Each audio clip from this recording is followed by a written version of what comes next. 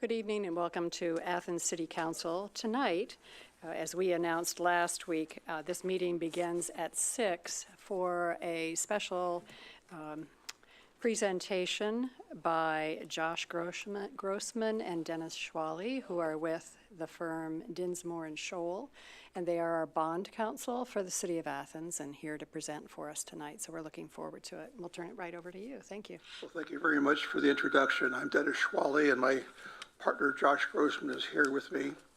I've been bond counsel to the city since, I think, 1980, so I predate even some of you being around, so that's a little sobering.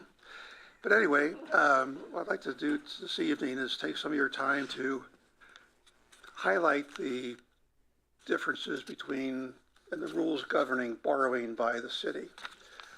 You've probably seen some of our ordinances. They tend to be rather lengthy. Why is all that stuff in there? Well, I can go into some of that, but basically because that is representing a contract between the city and the bondholders.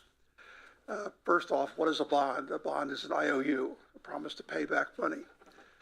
With governments, there tend to be two types. There's two flavors. There's general obligation, which is what you and I do when we go to the bank. We promise to pay back the loan, no ifs, ands, or buts. And there's also revenue-based obligation, where the city is able to borrow money for a revenue-producing enterprise like a utility and pledge only the utility revenues as a source of repayment.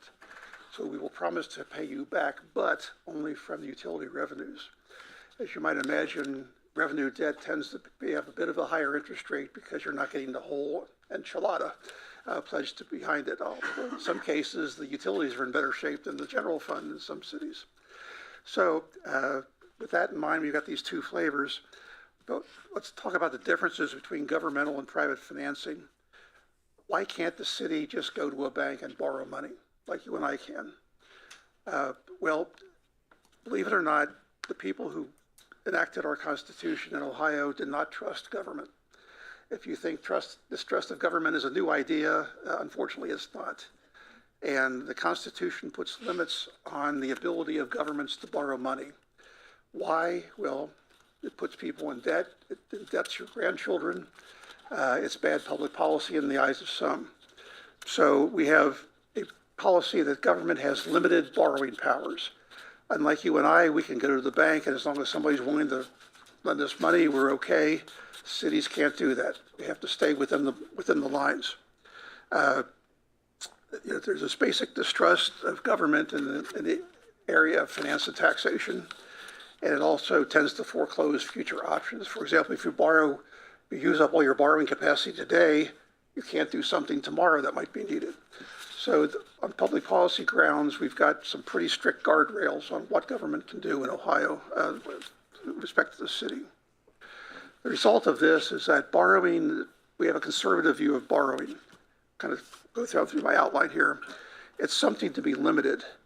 We have to find, when a city comes to us to see about borrowing money, we have to find specific authority to be able to borrow. We can't imply it. A corporation can do all things necessary, which includes borrowing money.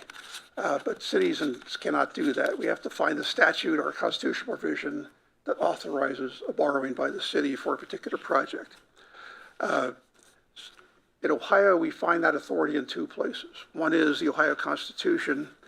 Article 18, Section 12 is one of the Home Rule amendments from 1912, and it provides for revenue-based financings for utility purposes, water and sewer, electric, gas, and it's constitutional, which means the General Assembly cannot interfere with your ability to borrow on that basis. Then we have the statutes, which are enacted by the General Assembly, and primarily we're talking about Chapter 133, and this authorizes the city to borrow for permanent improvements primarily, although in some limited instances you can borrow for operating expenses. A permanent improvement is something defined as having a useful life of at least 5 years as estimated by the city auditor. In Ohio, we do not do deficit financing for operations. The thought being that if you do start doing that, like some states you can do that, you just make the hole deeper. You don't actually get yourself out of the hole very easily. So we tend to be a balanced budget state, even at the point where it gets to be December and things aren't lining up. You've got to shut things down to make things true up at the end of the year, and you can start over again. Any questions at this point about the basic difference between you and me and a municipal corporation? Good. Well, in the jargon of the business, you'll have discussion of bonds versus notes. What's the difference? It's a bit of an art form. You can talk to 5 different people, get 5 different answers. But in my mind, a bond tends to be a permanent financing. Once you do it, it's done. It's like your home mortgage. Yeah, you might refinance, but you don't revisit it every year. It's permanent. It's there. So when we do a bond issue like we've done for fire stations, once that bond issue is done, it's on its own. It's on autopilot. You might want to refinance it if rates permit it. But generally speaking, you're not going to revisit that again. In Ohio, that means you've got a fixed interest rate with fixed principal payments. We do not do variable rate long-term debt in Ohio. The thought being that for fiscal reasons, it makes more sense to have a known debt service schedule than the possibility of one fluctuating a lot. There are times when that's a blessing. There are times when that's a curse. But I think over history, the fixed rate structure has served Ohio well. It may not be the most savvy and take advantage of the cutting edge interest rates, but you're not going to drive off the cliff either. So if you can make it with fixed interest rates, you're going to make your payments. The downside to bonds is that prepayments are usually limited. For a publicly sold bond issue, usually the first 10 years, you are prevented from prepaying. That's because the investors want to have at least 10 years of those good fixed rates. They don't want to have it taken away from them right away. On the other hand, I know the city has had the benefit of doing some financings with local banks, which have been flexible in allowing prepayments. So it's not a hard and fast rule that prepayments are limited with bonds, but any publicly sold bond issue, generally you will have prepayment limitations. So you try to issue the bonds when rates are low, but then who's got the crystal ball? You do the best you can and never look back. Then we have notes. I think of notes as a temporary financing. You've just had a note program, a couple of them roll off here where you've paid them off. We had notes. The nice thing about notes, while it's a fixed interest rate, principal and interest are usually due at maturity, so you've got to roll them over. But because of the short duration, you can prepay what you can afford within limits of the law. So if you have an enterprise that maybe is throwing off more money than you thought, whereas with a bond issue, you couldn't prepayment, with a note rollover program, you can pay down more than you might have thought you would otherwise do. And you've had a couple of note programs here that you've paid off, which is good to see. Because, again, it just shows that a note program can work. Usually the notes have a much lower interest rate than bonds at any given point in time because it's only a year. And local banks tend to like to hold short paper. The name of the game in banking these days is not long-term. They tend to like to keep their loans as short as possible. So the notes are very attractive. I think the notes that we just did were placed with Hocking Valley Bank, I think was who we were using. Some considerations about when to do notes, when to do bonds. Remember, with a bond issue, you're locked in. You get X number of dollars to use. You can't borrow an extra dime. So is the amount known? Is it certain? Or you're still building the thing? If you're still building the permanent improvement, maybe you want to stay on notes during that construction period until construction gets done and you know exactly how much you need the bond out. Because otherwise, you have a long-term debt with not enough money or too much money. And you can't, money you didn't use, you can't prepay the loan. So it's kind of dead funds. So is the borrowing amount certain? Who is the purchaser, the lender? Is that someone that's more interested in a note or a bond, like a local bank versus the public finance markets? By the way, we use the term purchaser. It's because the city is selling a note or a bond. If you've ever bought a U.S. savings bond, you are purchasing a U.S. savings bond. In fact, you are a lender to the federal government, and they are the borrower, but again, you use the terms purchaser and issuer. What is the source of repayment? If the source of repayment is a steady stream of money that you can predict, maybe a bond issue makes the most sense. if the enterprise has revenues all over the place, or could jump up in one or the other year, and you'd like to get paid off the debt sooner, maybe you want to stay in notes for some period of time. Again, there's no right answer to any of this. It's a comfort zone, it's a judgment call, which is why you all get the big bucks to make those kind of decisions. How likely is a prepayment? Are you likely to hit the lottery and have a bunch of money you want to prepay the debt? Again, maybe it makes sense to stay in notes instead of bonds. What is the interest rate environment?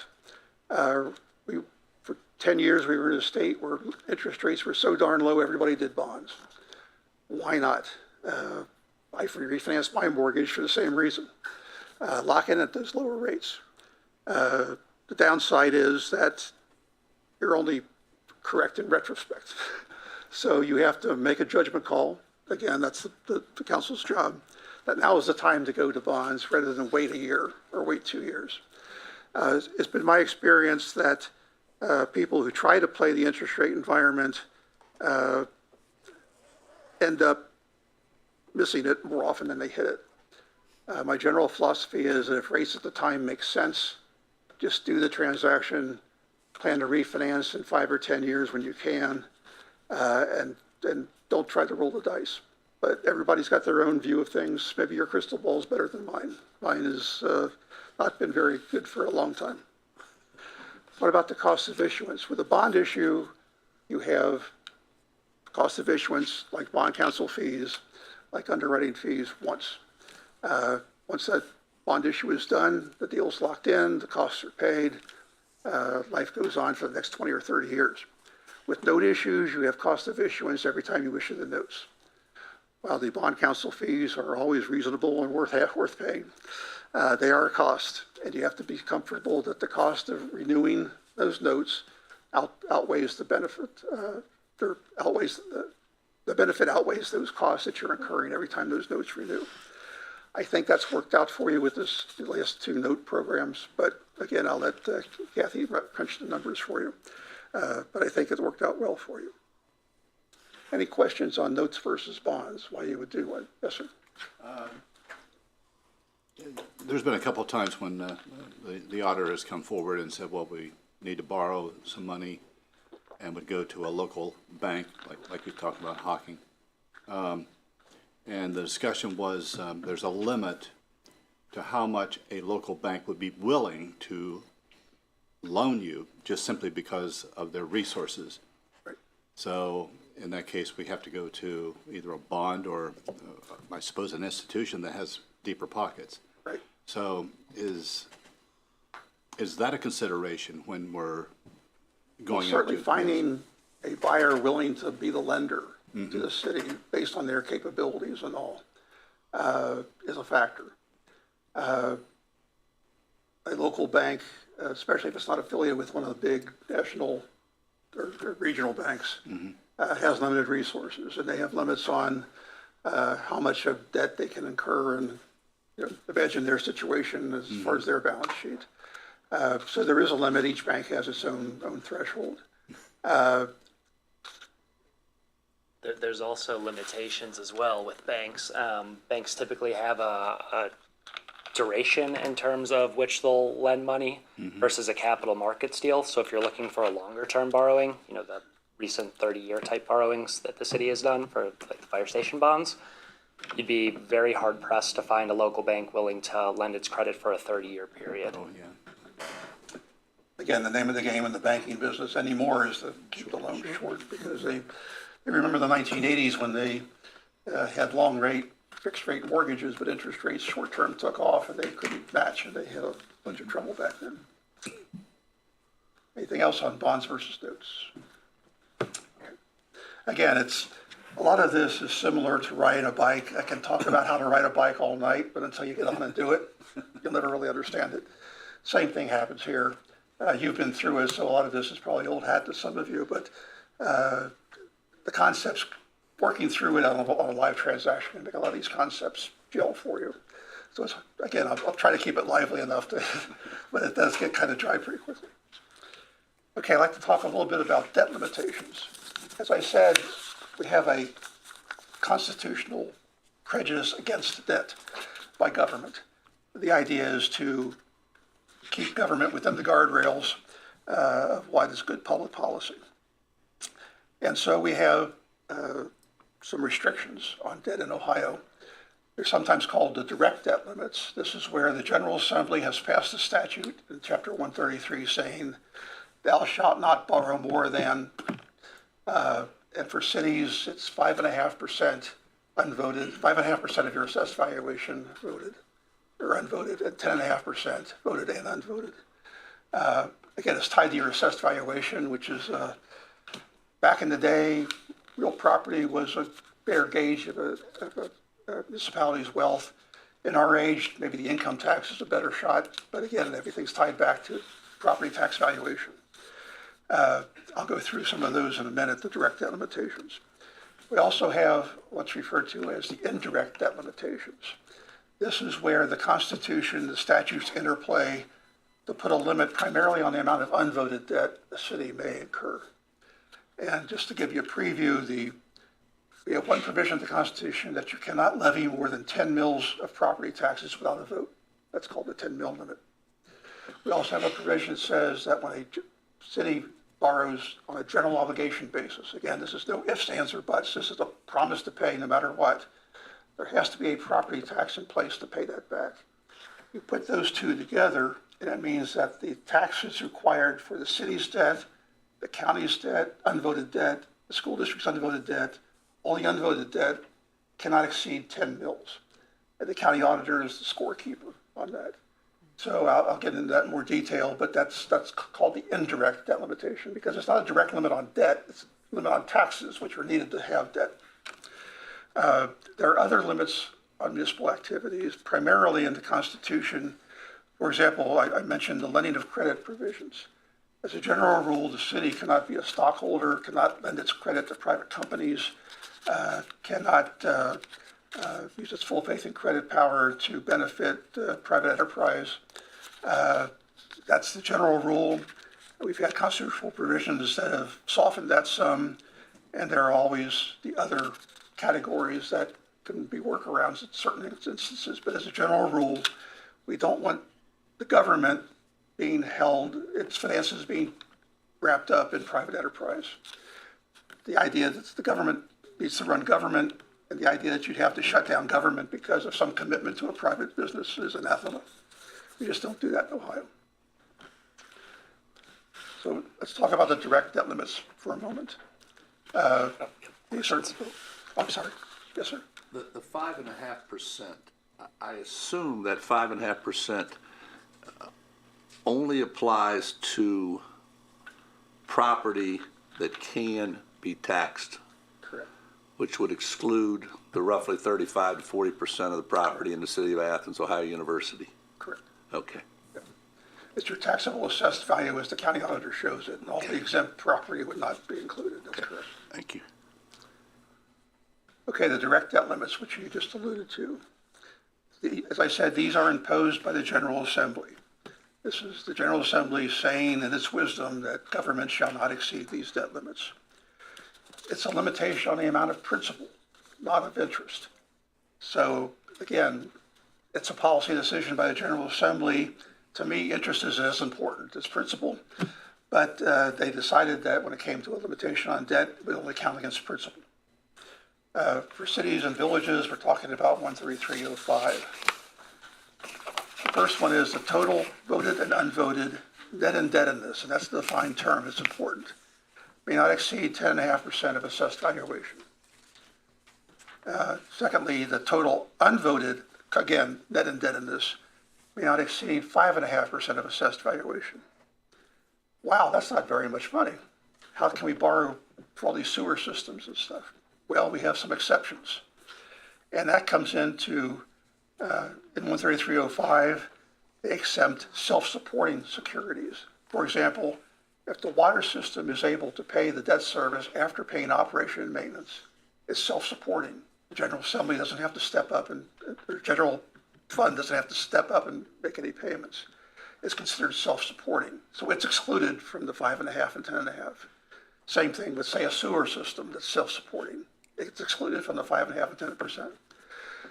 a parking garage that is self-supporting. It's included from that.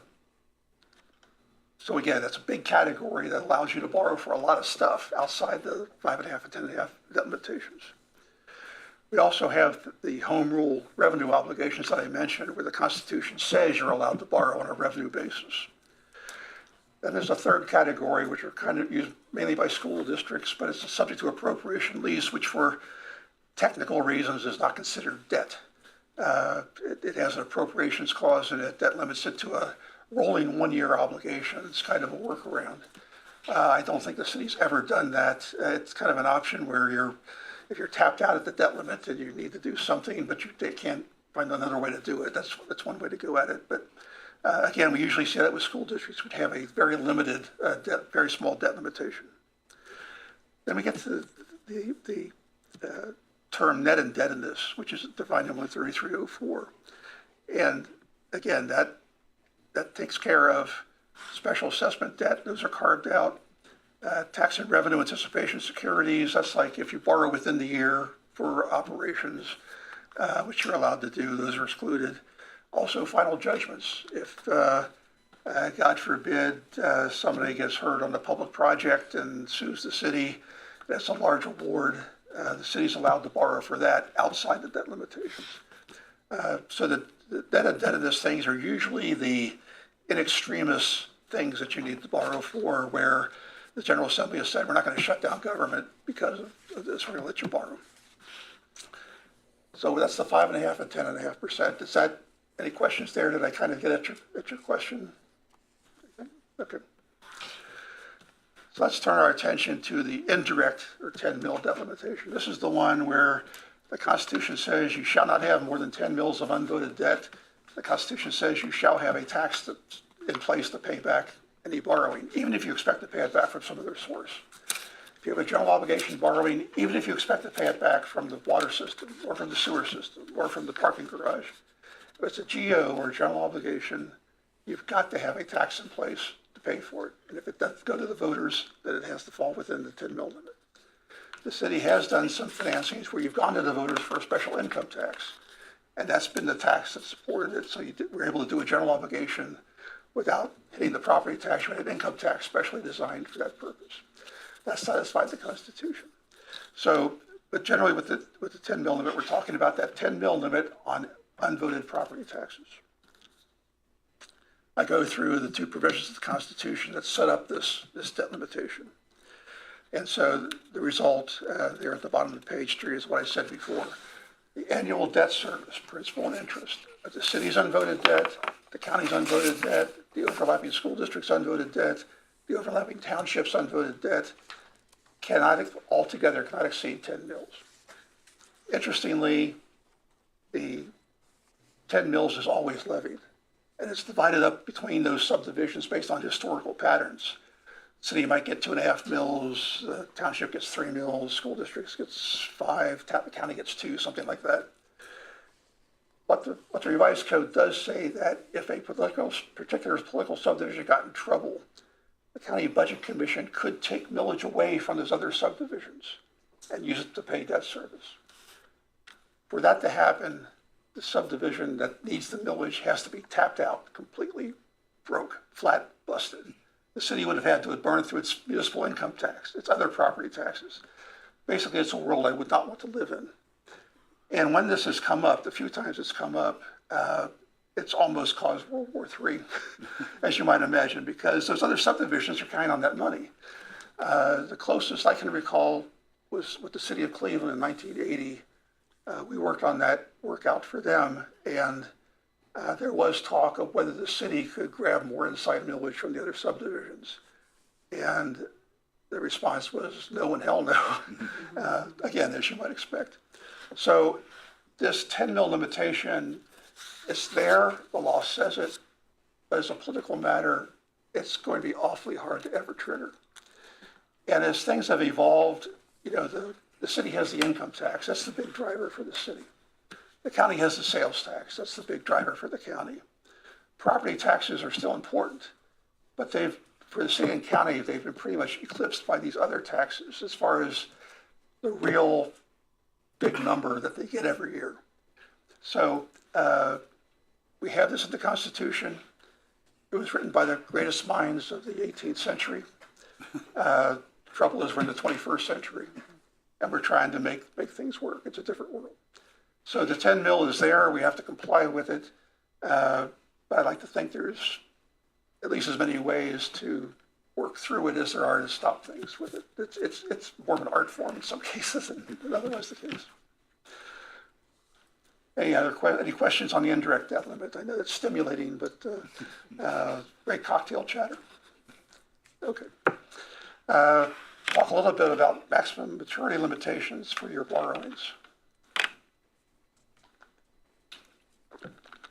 Going back again to the philosophy that borrowing is limited in Ohio, the General Assembly in its wisdom has put outside limits on how long you can borrow for different types of assets. They don't want you financing police cruisers for 20 years. They don't want you financing sidewalks for 50 years. It's a rough attempt to have the life of the borrowing match the life of the improvements. It's not perfect. We can all think of exceptions where the sidewalk cracked long before it was supposed to. But there is a schedule in section 13320 that goes through a number of maximum maturities. Water and sewer gets 40 years. Real property acquisition gets 30 years. Street improvements gets 20 years. Fire equipment, that's a big one, includes ambulances, they get 10 years. Vehicles generally get 5 years. That would be your police cruisers, although I'm not sure I'd want to buy a 5-year police cruiser. They tend to go through them pretty quickly, at least in most cities. Buildings can be up for 30 years based on the fiscal officer's estimate of its useful life. For example, the lab building, I think we did that for 20 years based on the income tax that was passed, although we could have gone 30, but the income tax kind of corralled us on that one. What if you've got a combination? Well, you do a weighted average calculation. So for example, this is why if you go to the vote on a school levy, you might see the bonds are for 28 years or 37 years or some odd number of years. That's because they're financing real property at 20 years, or real property at 30 years, buildings at maybe 30 years, but equipment at 10 years, all the movables, the desks and the blackboards and that stuff. Do they still use blackboards? I don't, whatever. But whatever they use, it's the equipment, they borrow it. And that pulls the average down. So that's why you would see on a ballot an odd number of years. You might wonder, why 28 years? What's that about? Well, that's the reason. It's a weighted average calculation. And that's for bonds. Again, the permanent financing. If you have a note program, you can roll those notes for up to 20 years, provided that you pay it down as if it was a bond issue after the 5 years. So again, out of conservatism, we're not going to let you roll notes forever. You can roll notes for up to 20 years, but you've got to start paying it down after 5 years as if it was a bond issue. Again, just another way the General Assembly implements the policy of restrictions on borrowing by political subdivisions. Any questions there on how long you can borrow for different assets? Okay. Competitive versus negotiated sales of securities. This is where we've talked about the city as the borrower, the issuer of the debt. Who's the counterparty? Who's the lender? Who's the buyer of the debt? Well, local banks, as we've talked about, they will be buyers. There are also national underwriters. You see them advertise on Sunday morning talk shows. They're like wholesalers. They would buy the issue, mark it up, and sell it to their customers. That's their business. Then there are also private placements where a financial advisor will find an institution to buy it without full-blown public offering. What's the difference? Well, a public offering is, if any of you have been in business and you've done a public offering, the federal securities laws require you to prepare a prospectus. It's everything material about the offering, who the company is, what the prospects are, what the financing is for. Governments have the same obligation, but they do it for something called an official statement. And I don't know, Kathy's got one handy, but she can show you sometime. They tend to be about that thick with the attachments to them. And it's supposed to tell the reader everything material about the city, the borrowing, all the risk factors. It sometimes reads like a dreary list of things that could go wrong, which we try to put people on notice. But there's a cost to that. You have to prepare it. It takes staff time. It takes printing. While we file them electronically these days, there's still hard copies printed. These are part of those costs of issuance I mentioned for a bond issue. And whether it makes sense to do that for a given offering, that's again a judgment call with the help of a financial advisor. Whether it makes sense to do a public offering. In general, you're not going to do a public offering for less than a couple $1 million, probably better 10 or 15 or higher. When I started in this business, $1 million was a lot of money. Somewhere along the way, $1 billion became a lot of money. I don't know what happened. I must have dozed off. But right now, to justify a public offering, you're probably at least in 5 digits to the left of the decimal point I'm sorry, 7 digits to the left of the decimal point, if not more. It's just the economics of the business. Otherwise, you would find a private placement. You're not going to find many local banks wanting to do a $15 million transaction, much less one for 20 or 30 years. So some projects will dictate that you're going to go to a public offering for no other reason that that's sort of where the market is. Another reason, too, as I alluded to earlier, the duration, right? Like the fire station bonds, while the second issue that we just did was a $4 million issuance, the length of time in which the borrowing was going to extend over, it would have been nearly impossible, if not impossible, to find a bank to do that long of a borrowing, to lend their credit for that long of a period. So the capital markets were necessary in that case for a smaller, typical smaller dollar deal. And where an underwriter does buy an issue, again, the underwriter is like a wholesaler. Would not be unusual for a bank to buy the early maturities of that underwriter. Yes, they have to pay a markup, but they get to participate and they don't have to take the risk of the long bonds. So again, the marketing of municipal securities is an art form of its own. That's why the underwriters get what's called the spread. That's where they make their money. They buy it, say, from you at 100 cents on the dollar, and they try to sell it to their customers at $101 or 101 cents on the dollar. Again, or whatever the number is, that's the wholesale business of securities.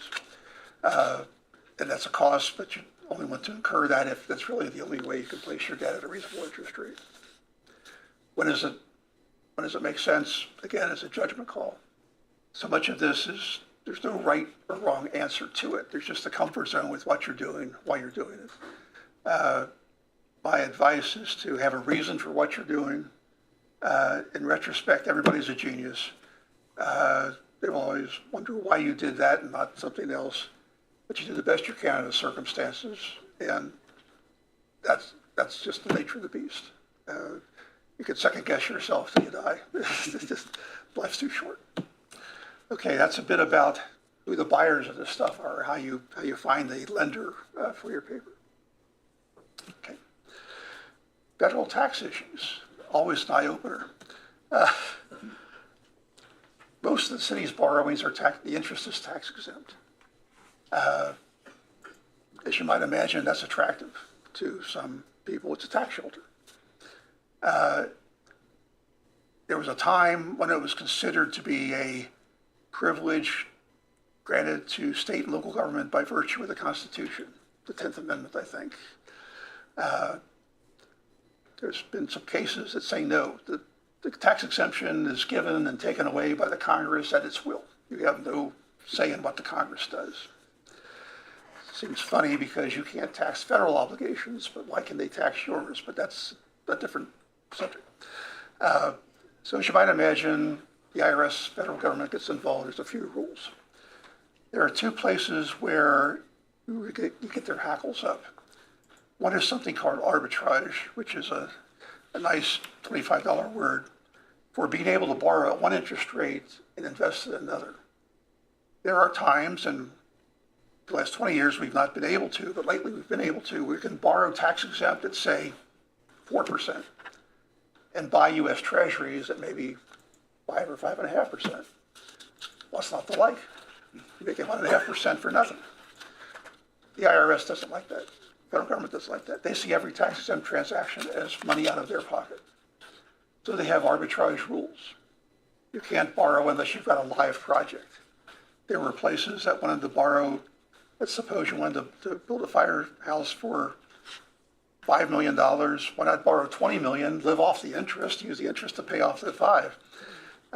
No, you've got to have reasonable expectations to need all the money you need that you're borrowing for the project. You have to spend it within a certain period of time, normally 3 years. You can't set up special funds. If you get a windfall, you want to create a special fund to service that debt. You have to yield restrict that so you're not making a profit on it. When I started off, the arbitrage certificate was a single sheet of paper. You wrote in the information. Now it's a 25 or 30 page document. That's just in my time. Again, since those court cases become a hot issue, I expect it to become a hotter issue now that interest rates flipped to where you can do this. There was a time when you could borrow at 3% but not be able to reinvest at even close to that, so arbitrage made no sense. But we're now in a world where maybe there'll be some of those transactions. So the tax lawyers are all fired up. They're looking to do arbitrage deals again. The second area is private activity. This is where government borrows at a tax-exempt rate to benefit a private entity. There was a time when we were financing fast food restaurants, skyboxes, airplanes, all sorts of commercial activities using tax-exempt bonds. And the 1986 Tax Act put an end to that. So now there's limitations. You can only finance private manufacturing facilities for up to $10 million worth. There's a bunch of rules that kick in basically as $10 million. Remember, under state law, you cannot use your general fund to subsidize those. Usually, you enter into a loan agreement with the company agrees to make you payments, which are used to pay the debt back. So it's a special revenue bond. The taxes are not usually pledged to those. But there's always people, God bless them, who have a great idea and would love to have government finance it for them. But the private activity rules tend to put a stop to that as far as the interest rate benefit goes. One big exception are nonprofits. The big hospital systems, Chapter 140, those can borrow tax exempt without limitation. Generally, there's a bunch of rules you have to jump through. But they can benefit from tax exempt financing. I don't think the city does much of that. I think most of that's handled through the county when Oblenus or those folks borrow. But that's a big exception to the private activity rules. So for two reasons, private activity is frowned upon. Number one, IRS rules. Number two, the general fund cannot be used. So if the company is not credit worthy, you're not going to get the deal done. It's that simple. Rest assured, again, the bent of the federal government is that every tax exempt deal is money out of their pocket. There was a time in the 1980s, I don't know if you remember, a guy named Duke Gingrich, who thought that doing away with the tax exemption for municipal bonds was a great idea altogether because you fat cats don't need a tax exemption. Or whatever his reasoning was, I forget at the time. It was just policy. Those ideas surface from time to time, especially the federal government is the world's largest debtor. They like tax revenue from all sources. So the idea of broadening the federal tax exemption has not been a favorite topic. It comes up once in a while. National League of Cities will propose something. County groups will propose something.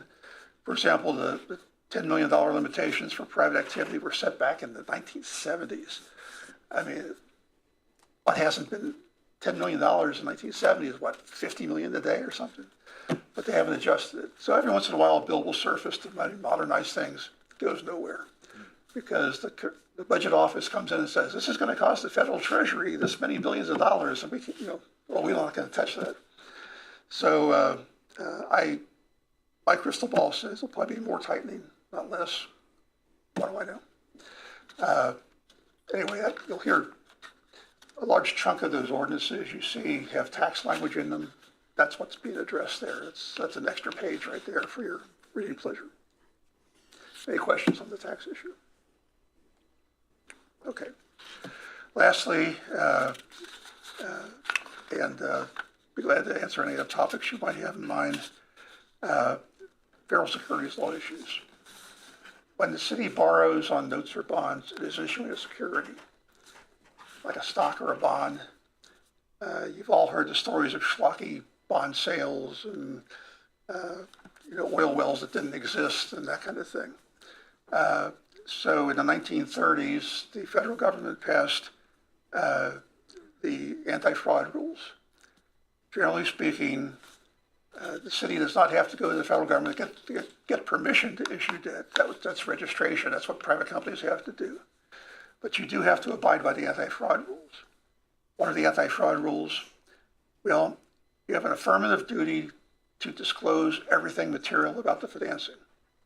It's not buyer beware, it's seller beware. You're selling the debt. Back in the good old days, you just offered it up. If Bob wanted to buy it, he didn't care, do any investigation, that's okay. The Securities Act in 34 turned it on its head, said, no, you've got to tell Bob all the material stuff, whether he wants to hear it or not. That's why the prospectus is done. That's why the official statement is done.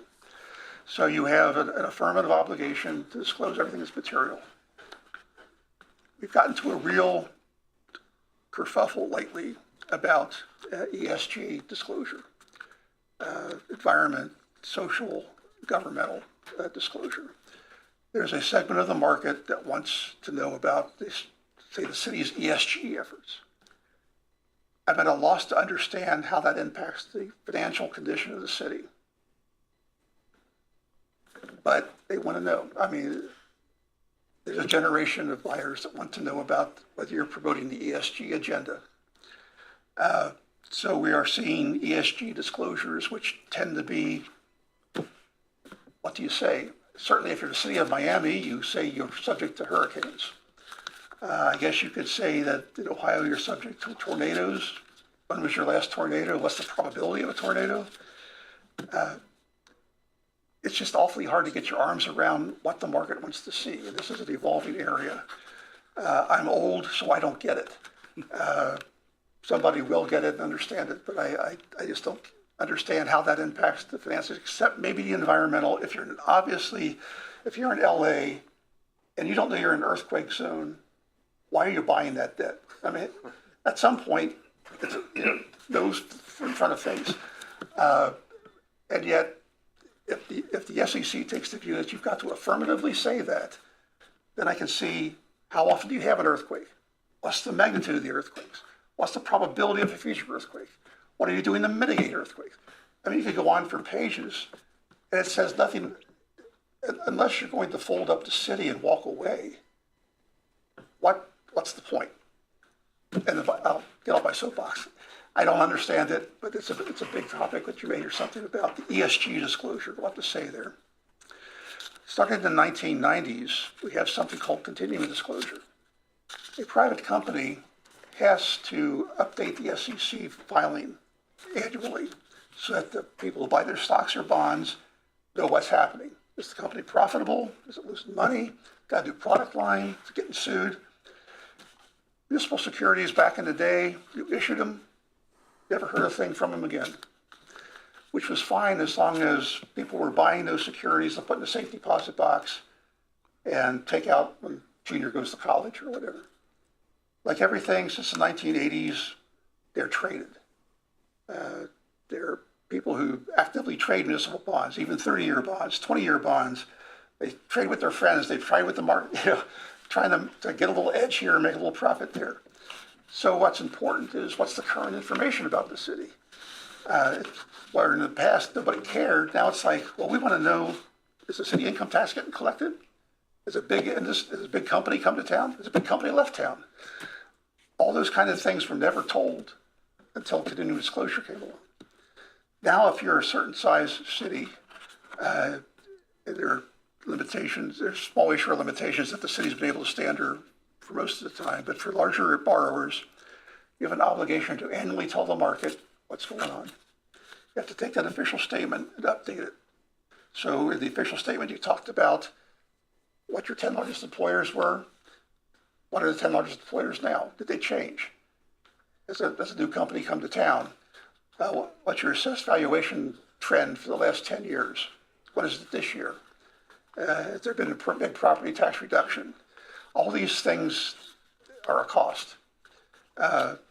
It's one of those costs of a public obligation that you need to crank into the calculus in deciding whether you want to do a bond issue. They do not come into play if you do a private placement. They do not come into play if you do a bank loan. It's when you access the market at large, where the trading, the secondary market as they call it, the traders want current information to be able to facilitate their trades so they can make money. Nothing wrong with that. But it's an obligation being put on the city that wasn't there 20, 25 years ago. That is the end of the handout. But I'm more than happy to answer any questions or address different areas I may not have covered. I do have a question about your last point about that continuing disclosure. So we went back to Moody's and went through the review when we did the last bond, and now are you saying that we do need to provide that annual information? Yeah, And we do a report, so we're not, it's Josh, happening, did that but we're list not come quite up? aware of it. That's correct. So there's a small issue or exception to continuing disclosure, which if you have $10 million or less outstanding in principal amount, you only have to give financial updates year over year. That's where the city was before the most recent bond issuance, because we did 9 million back in 2022 last year, and another 4 million now. So we pushed over that $10 million threshold. So we have not just the financial update year after year, we have the operating data, and that's, the assessed valuation and certain other things that, Entire official statement. yeah, pretty much the entire body of the official statement, the updates to the city, et cetera. Along with that, back in 2019, there was an amendment to certain material events that don't apply to the city itself. So the city also has to disclose certain information like rating changes. If there's a rating upgrade, which is good for the city, well, investors want to know that. Same thing if there's a rating downgrade, investors want to know that as well. So those things are tracked outside of the actual city operations, and those have a 10 business day window of the occurrence of the event. There are 16 of those total. One of the new ones are any bank deal that the city enters into going forward, the terms of that deal, even though the deal itself does not have continuing disclosure obligations, the material terms of that deal need to be disclosed to the market because the SEC is looking to get more transparency. They want everyone to have an equal playing field. They feel that that's important for an investor decision to buy, hold, sell, trade outstanding city debt. Thank you. There are rooms full of analysts who do nothing but track different issuers, and they want to know everything that's going on so that they can maybe work a trade to their advantage.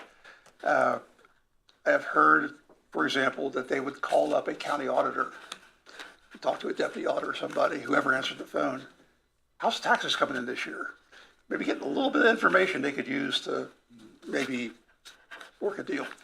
To their credit, the federal rules, they'll do away with that. Tell the world. You'll just tell somebody on the phone.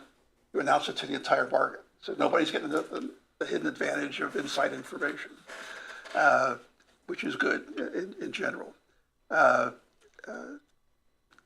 It makes all the sense in the world given the way the market has evolved from a buy and hold market to a actively traded secondary market. It's just a fact of life that we've got to live with now that wasn't there when I started in this business 45 years ago. Yes, sir. Just a couple clarifying questions. The continuing disclosure results in a document that's called a prospectus? No, the prospectus, actually in municipal business, is called an official statement. That is used when the securities are first sold. When you issue them the first time to the market, that's what's given to the investors. The continuing disclosure is for the years following that initial offering. The official statement is still out there, but you're doing an annual update to that official statement every year to let the secondary market know what's going on. Okay, so it's the prospectus that would contain the risks of floods and that sort of information. And is that accessible to the public? Yep. Where does one find that? It's, the website is called EMMA, E-M-M-A. If you Google it, it's a SEC, EMMA.gov or something. It's EMMA.msrb.org. If you just Google Emma, you'll probably get a movie called Emma as your first result. Which will tell you nothing about municipal bonds, but it's That's a great right. movie. But if you go there, you can plug in, City of Athens. It will pull up a list of all publicly traded, underwritten bond deals. And you can select on it to see not just the official statement as it was issued, but also information about the individual bonds, how they're trading on the secondary market, as well as continuing disclosure and other material disclosures that have been made or will be made in the future once they are made. Thanks. Now that we've gone over that 10 million threshold, will we see updates in the form of now Athens has these additional businesses that bring value, or those kinds of strength, weaknesses? So there, if you take a look at the official statement, you'll see a lot of the information is about the bonds themselves or about the actual day-to-day operations of the city, as well as, financial things. This is how much income tax was collected over the past 5 years. So you'll see updates to that type of large picture information. The smaller scale stuff, businesses in, businesses out, you may not see, although there are sections in there for things like the 10 largest employers, the largest tax producers, those types, which are typically tracked on the top 10 basis. That's typically what investors are looking for, so what goes into it. And those items are what are updated on a year-to-year basis. Thank you. The name of the game, at least from our side of the transaction, is conservatism. Official statements are dry reading because we want them that way. Believe it or not, there are some public officials who would like to write a Chamber of Commerce section that talks about all the great things they're doing, the kind of puffery. We try to throw cold water on those because we don't want people to read more into it than is there, even though politically that may be, there are different audiences. And the audience that you're talking to, you want to be conservative, you want to be factual, you don't want to have a lot of puffery, as I would call it. So if the original official statement had a general discussion of what's going on in the business in the area, then the update should have one too. And if that includes new businesses or businesses leaving or whatever, the main thing is to update what you said in the official statement. So we tend to try to tamp it down the official statement just to avoid the need to add extra stuff. But if it's there in the official statement, then you should update it. Thank you. And that may encompass what you're talking about. Yes, sir. One of the things I'm kind of concerned about this type of full disclosure in the interest of transparency is that I'm almost seeing a scenario where a change has occurred in, say, in the physical plant. Our chief engineer has retired. That's reported in the document, and that sends a panic through the market because he was the only person who knew how to run the system, and consequently our bonds are now worthless. A whole panic sets up, the economy collapses. It would kill an entire pot of coffee around the office trying to figure that one out. Because it's a good point. Is it material that Bob is the only guy that knows where the switch is?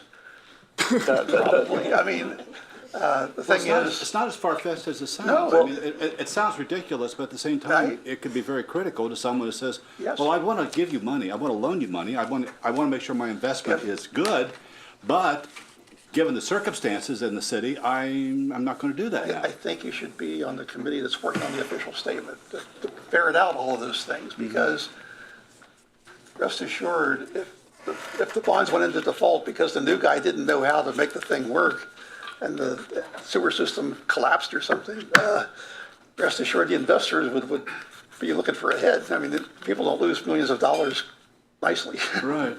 Yeah. So, I mean, you do tend to put on your worst scenario hat and try to cover those. And if you had a known situation like that, maybe that does rise to the level of materiality. I just don't know how to make a decision like that. Every place is different. What we can say is contact your bond counsel, because we're always welcome to, we're always looking to tell you when Yeah, it's a always. good thing to disclose or not. I So. like that. But it's, It's again, their fault. a lot of this is art, not science. The risk is being wrong and somebody losing money. And I used to, back in the day, the thing was a payment didn't get made. You lost money that way. Today, you could lose money in the secondary market because you didn't disclose the earthquake potential or whatever was going on in the town. and suddenly the bond that you hold loses value. The principal and interest is still being paid, but you've lost value. So you can be sued even if you're making your payments. So it's a different world, and all of these things come into play when it comes time to what to disclose and how to disclose it. It's a tough question sometimes. Well, thank you so much for joining us. You may have noticed that Yes. our citizens coming in for our 7 o'clock meeting. To the audience, what's happened at 6 o'clock tonight is that we had Dennis Schwally and Josh Grossman from Dinsmore and Shoal, and they are the company that's the bond counsel that represents the city, watches out for us, makes sure we're following all of our statutes as we have applied, and we're successful with the bond for borrowing for the building of the new fire station. So, and others in the past that you've helped us with. So thank you so much. Thank you for having us. I hope there was more light than heat, but in any case, good luck to you. The hour went quickly. I was surprised, so thank you so And much. we're always available. This is not a one-and-done thing. As transactions progress, there'll be questions. Kathy's not shy about asking them, and you can always funnel those for her. Because we want you to have a comfort zone with what you're doing and why you're doing it, because you have constituents to answer to. We understand. And thank you, Auditor Hecht, for arranging this, and for our treasurer, Josh, also being here with us tonight. Thank you to listen to it. So thank you so much. We have 3 minutes before we'll reconvene, so just a few brief moments, and then we'll be starting our regular business meeting.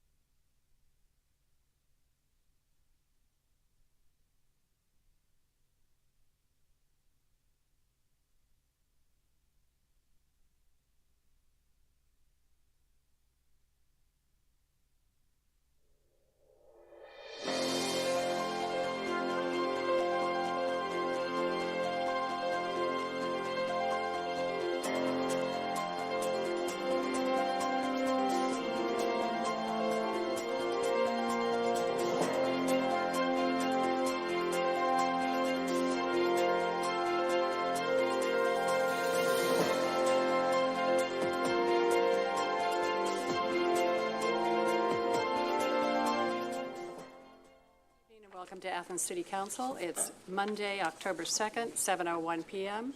We're in regular session tonight. I'd like to begin our meeting with a land acknowledgement. We're on land occupied for millennia by the Adena, Hopewell, Fort Ancient, and Shawnee people. Our first item of business is to establish a quorum, and all members of council are present. Next item of business is disposition of minutes for the regular session held on September 18th, 2023, and the special session held on September 25th. If I could have a motion for the approval of these minutes? So moved. Second. All those in favor signify by saying aye. Aye. Opposed, nay. The minutes have been approved. Thank you. The next item of business is communications, and council members have received applications from the Ohio Division of Liquor Control for 2 permits. One is it's the same address, and it is the Ohio University is moving from WHI Athens Management LLC at 331 Richland Avenue to the new management company Crestline Hotels, Ohio Bevco LLC. And any concerns to that should be reported to the Division of Liquor Control by October 16th. The second liquor control application is for a company that is known as Go Brands, Inc., and they are located at 188 Columbus Road. And that permit is for carryout is being transferred to, or an application is being applied to transfer that to GB License LLC at 141 Columbus Road. So it's going from one side of the street to the other, but both carryout licenses. Same deadline, October 16th, if we'd have any questions or concerns for council. Do we have communications from other council members? Seeing none, we'll move on to reports and communications from other elected officials. Law Director Eliason, Auditor Hecht, Mayor Patterson. The only communication I have, President Nisley, is that tomorrow evening, the League of Women Voters is hosting a candidate forum at the community center at 7 p.m. Okay, thank you very much. We have a series of ordinances for third reading, and we'll begin with those. The first one being 8323. This is an ordinance authorizing the Service Safety Director to execute a 25-year replacement easement with Ohio University for an existing water line, and is introduced by Councilmember Grace. Thank you, President Nisley. I'd like to make a motion that we adopt ordinance 8323. Second. Thank you, Member Zip. And I will read the pertinent section. There are only 2 sections to this ordinance. Section 1 reads, Athens City Council does hereby authorize the Service Safety Director to execute a 25-year easement agreement with Ohio University commencing on August 1st, 2023 and expiring on July 31st, 2048 to replace a water line for the total consideration of $18.04. A copy of said agreement is attached hereto and incorporated herein by reference. And as I'm reading this, I think I don't have the most recent version because this was amended. And I realize I pulled up, because it is not for replacing a water line. It is a replacement easement, and my apologies. Correct. Yes, That is true. The version I pulled up was the old version, and it is authorizing the Service Safety Director to execute a 25-year replacement easement with Ohio University and for an existing water line for the total consideration of $18.04. And this is along Richland Avenue across from the stadium. And we have an easement for a water line, and it just has to be updated every 25 years. The easement agreement, not the water line. All right. So we have a motion and second for approval. Do we have any comments or questions from council members? Elected officials, administration, or audience members? Okay. If not, all those in favor signify by saying aye. Aye. Opposed, nay. The motion carries and the ordinance is approved. Ordinance 8823 is an ordinance authorizing the Service Safety Director to enter into an agreement with the LEAX Regional Water District for release of certain real estate parcels to the city for water service along Dairy Lane. And this is introduced by Councilmember McCary. Thank you, President Nisley. I'd like to make a motion that we adopt ordinance 8823. Second. This has been discussed in committee, and I'm going to go ahead and read, beginning with section 1, that the Service Safety Director is hereby authorized to enter into an agreement with LEAX Regional Water District for the release of certain real estate parcels to the city for water service along Dairy Lane. A copy of the agreement and Athens County parcel numbers are attached hereto and incorporated herein by reference.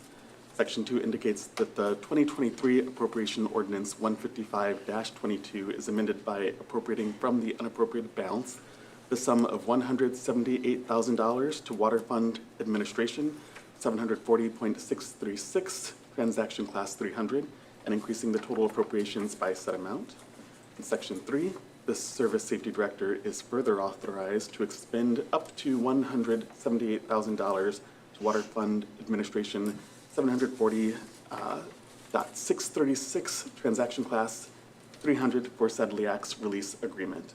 This ordinance shall be in full force and effect at the earliest moment permitted by law upon its passage and approval by the mayor. I would encourage us to adopt this for the purpose of acquiring these parcels. So, not to oversimplify it, but as I'm understanding it, we're making improvements along Dairy Lane. We have 5 customers who are on LEAX water system, and the city has the option to be able to buy those customers so that they will now be on the city water system. Exactly. Okay. My understanding. Okay, thank you. Any other comments or questions from our council members, elected officials, or our audience members? If not, all those in favor signify by saying aye. Aye. Opposed, nay. The motion carries and the ordinance is approved. Ordinance 8923 is an ordinance declaring certain police department firearms no longer needed for a municipal purpose, and this is introduced by Councilmember McCary. Thank you, President Isley. I'd like to make a motion that we adopt ordinance 8923. Second. Thank you, Member Grace. This has been discussed previously, and the primary point of clarification is that these are not firearms or ammunition from that our police officers have used, but these are rather those that have been acquired through investigations and no longer needed. So Section 1 reads that Athens City Council hereby declares 49 firearms, 8 cases of ammunitions, and assorted firearms-related equipment as per the list attached hereto and incorporated herein by reference, no longer needed for a municipal purpose. The Service Safety Director is hereby authorized to dispose of said firearms, ammunition, and related items as trade-in to the federally licensed firearms dealer or disposal by destruction. This ordinance shall be in full force and effect at the earliest moment permitted by law upon passage and approval by the mayor. If there are any questions or comments? Okay.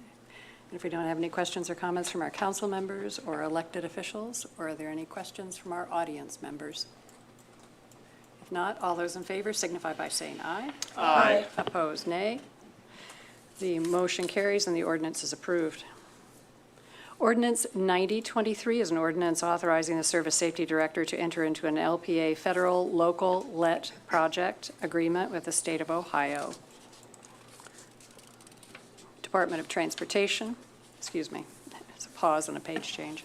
Department of Transportation for sidewalk accessibility and traffic signal improvements in the uptown area. This is Project 329 and declaring an emergency, introduced by Councilmember Reisner. Thank you, Madam President. I'd like to make a motion that we adopt 90-23. Second. The title is essentially the ordinance itself, the full description, so I urge everyone to vote yes. Okay. All right. Do we have any other comments or questions? From council members, elected officials, or our audience members? Okay. All those in favor signify by saying aye. Aye. Opposed, nay. The motion carries and the ordinance is approved. Ordinance 9123 is an ordinance authorizing the Service Safety Director to advertise and accept bids where necessary and enter into contracts for construction and construction engineering services for the Uptown Improvements Project number 329, introduced by Councilmember Reisner. Thank you, Madam President. I'd like to make a motion that we adopt, 91-23. Second. The title pretty much covers everything in Section 1 of the ordinance. I'd like to read Section 2, the 2023 Appropriation Ordinance 155-22, hereby amended by appropriating from the unappropriated balance the sum of $1,200,000 to Street Rehabilitation Fund 572, Transaction Code 500, for said project.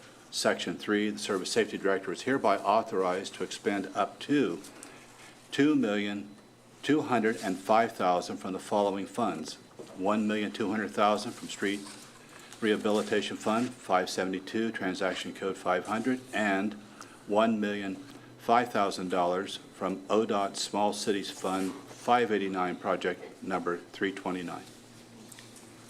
Thank you. Do we have any questions or comments from our council members, elected officials, or our audience members? Okay, if not, all those in favor signify by saying aye. Aye. Opposed, nay. The motion carries and the ordinance is approved.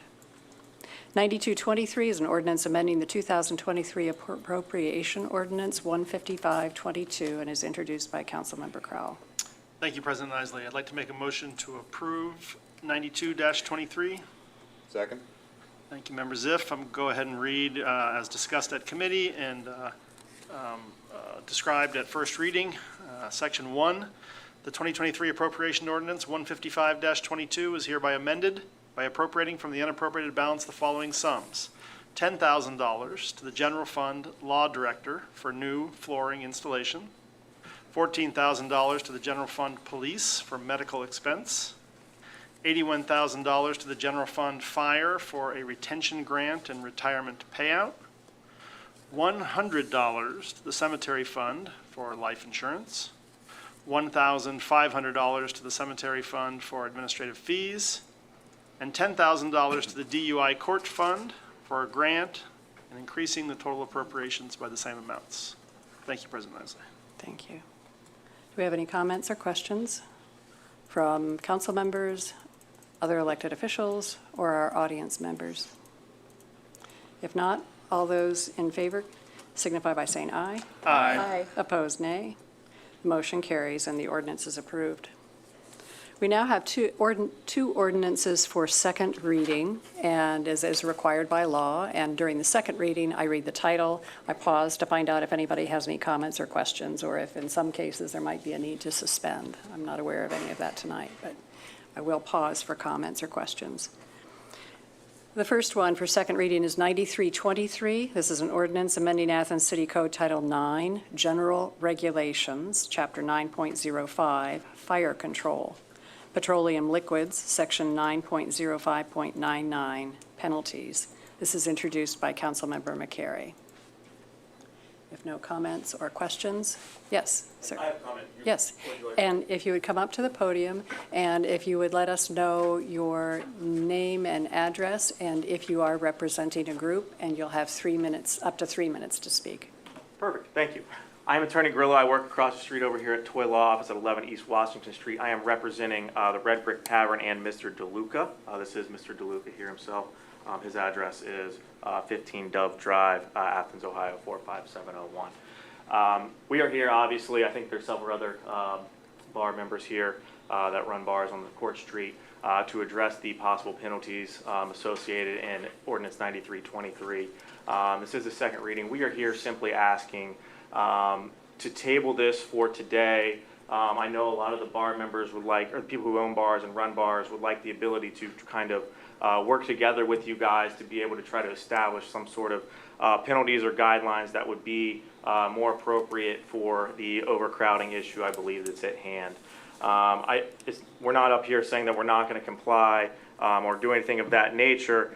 However, we would just feel that the penalties proposed, including an escalated scale, ranging from a minor misdemeanor up to a misdemeanor, I believe, of the second degree, which carry jail time up to 90 days and fines up to $750 for each subsequent violation, might be excessive or not achieve the purpose that I think that everybody's trying to achieve. Obviously, the bar is responsible for overcrowding and ensuring those policies and making sure that everybody's not in there, violating the fire code. They're there for a reason. Everybody understands that. We're simply asking for the ability for you guys to table this, take it back to the committee meeting, so that way the bar owners can come and try to give you some of their input, so everybody can kind of work together and work some sort of final penalty that works to achieve the main purpose. So that's what we're here for today. If I missed anything, feel free to supplement that, or if any other here, feel free to supplement that as well. So another concern, I know you guys talked about the September 11th, 2023 meeting there were some questions about maybe suspending the liquor license as well as that. They would like to, obviously, because that's the livelihood of a bar, be able to provide some sort of input for that as well. So again, we would ask for you to table it so that way that everybody can work together. That makes sure everybody's happy at this time. So appreciate the opportunity to be heard. Thank you very much. Thank you. Are there any comments from council members? Councilmember Swain. I guess this would be a point of order, just so I've got the ducks in a row here. The gentleman mentioned two things. One, tabling, and the other, sending it back to committee. If council were to table this evening, when it came back off the table, where would we be in the reading process? We'd be back at the same place on second reading. Second reading. If we referred it back to committee, where would it come back? Remember, we talked about this before, that there's no real procedure for that. I mean, it would just be, it would have no way to come back. I'm sorry? It would have no way to come back. I think that this came up previously. Mm-hmm. If you table it, it comes back at second reading. But if you just refer it to committee, it has no means, no mechanism to come back. Okay, so if we Except a new ordinance. Right. So I guess that's not accurate. A new ordinance, and that would be first reading. Okay, so we could table it. We could then, at a subsequent meeting, remove it from the table, at which time we could discuss it. Or amend. That's right. The reason I ask, I believe when we had that discussion, and I'm going to bring this up later when we start talking about fees, I'm not sure, as my wife is prone to say, we had all necessary parties at the table. And therefore, I think that this might be a very legitimate request. And the fact of what we're talking about here is public safety, and I don't think there's a person in the room here who is against public safety. So I guess I would defer to the law director. What would be the most expedient way to do this, to be able to have a conversation that's a little deeper than what we've had to this point? If it's tabled, it comes back at second reading. If you send it to committee, the only way to get it back in front of council is a new ordinance, and that would come back at first reading. Unless you then, also, if it comes back off the table and you amend it, then it goes back to first reading. So essentially, the same thing happens. You have something that's back at first reading. And if you lay it on the table, we do provide the option then for there to be further discussion. Yes. So any other comments from other council members about this possibility? Yes, Councilmember Spildness and then Councilmember Ziff. Yeah, I'm hearing what you're saying. I just want to make sure that everyone here who's concerned about this is really aware that the fire chief has been alarmed at how they've been ignored in the bars when there's overcrowding. So it needs to be something that's going to work without creating too much disruption, and your input about that would be helpful. Needless to say, you would not want to be in a position where a fire started and it was a complete disaster. So what is going to be an effective strategy if you're saying that this really isn't going to be it? Then we need input about what you think would work and make a cooperative kind of discussion about any changes. Councilmember Ziff. Thank you, President Isley. I'm just sort of echoing Councilmember Swank's thoughts. I do agree. I think whenever we have something that is going to directly impact people, it's important to hear from those people it's going to be impacting in a large way. I mean, it affects the entire citizenry of Athens, of anyone who goes into a bar, but y'all are right. It's important that your voices are heard in this, and any kind of cooperative measures that can be taken are always better than trying to just railroad people and push through what we think, despite what a large group of other people might not think. So, thank you for showing up. Councilmember McCary. Thank you, President Nisley. I will just go back to our presentation conversation with the fire chief and recall a question that I posed about what kind of criteria or evidence we would be looking for to determine that this change in fees and consequences was effective. And we were really looking at number of violations. So my feedback would be, please, as Councilmember Spielnez indicated, share recommendations on how, or not just recommendations, but evidence of reduced number of violations. Councilmember Swank. So that said, and to move this along as quickly as possible, I would move that we refer this back to committee to be discussed at our next committee meeting next Monday. So moving it back to committee, just so you understand, effectively kills this piece of legislation. It ends this piece of legislation and it has to be done over again. The other, Which would be fine, because what we could do, we talk about it in committee, we work out the details, it could come up for first reading 2 weeks from tonight, which would be the same as tabling it and doing an amendment and taking it back to first reading. Right. It has to be taken. I think that's accurate, to take it back to committee. So I guess the question is, do you want to discuss this in committee, or do you want to discuss it in a business meeting? It can be either. No, that's what I'm saying. Which do you prefer? I will go with anything you want, but it needs discussing, in my opinion. Right. So I guess I would defer to the chair as to what she would prefer to give it a thorough vetting. are you saying as president of Yes, council, ma'am. which I would prefer? I think the most effective discussion could probably happen in committee, and I think that you have that option by laying it on the table. And I think that what laying it on the table does is says to the fire chief, we're listening to you. And it also says to the bar owners, we need to hold you accountable for the safety of all the citizens of Athens. So, who would come into the bars in overcrowded situations that are repeatedly being ignored. And that's what the fire chief reported to us, time after time after time.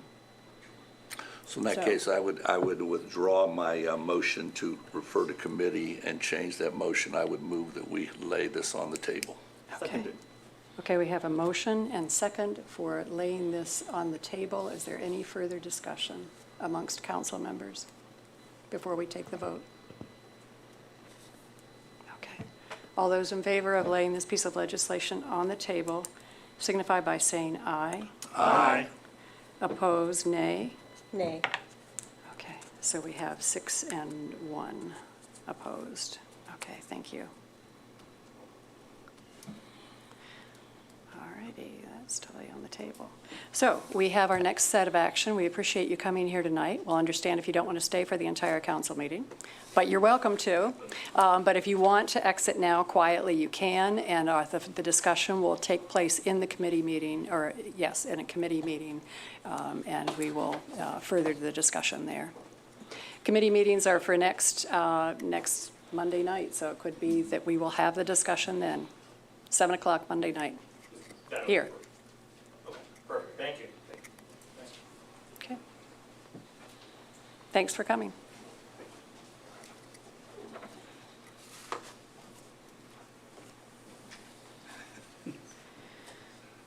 Okay.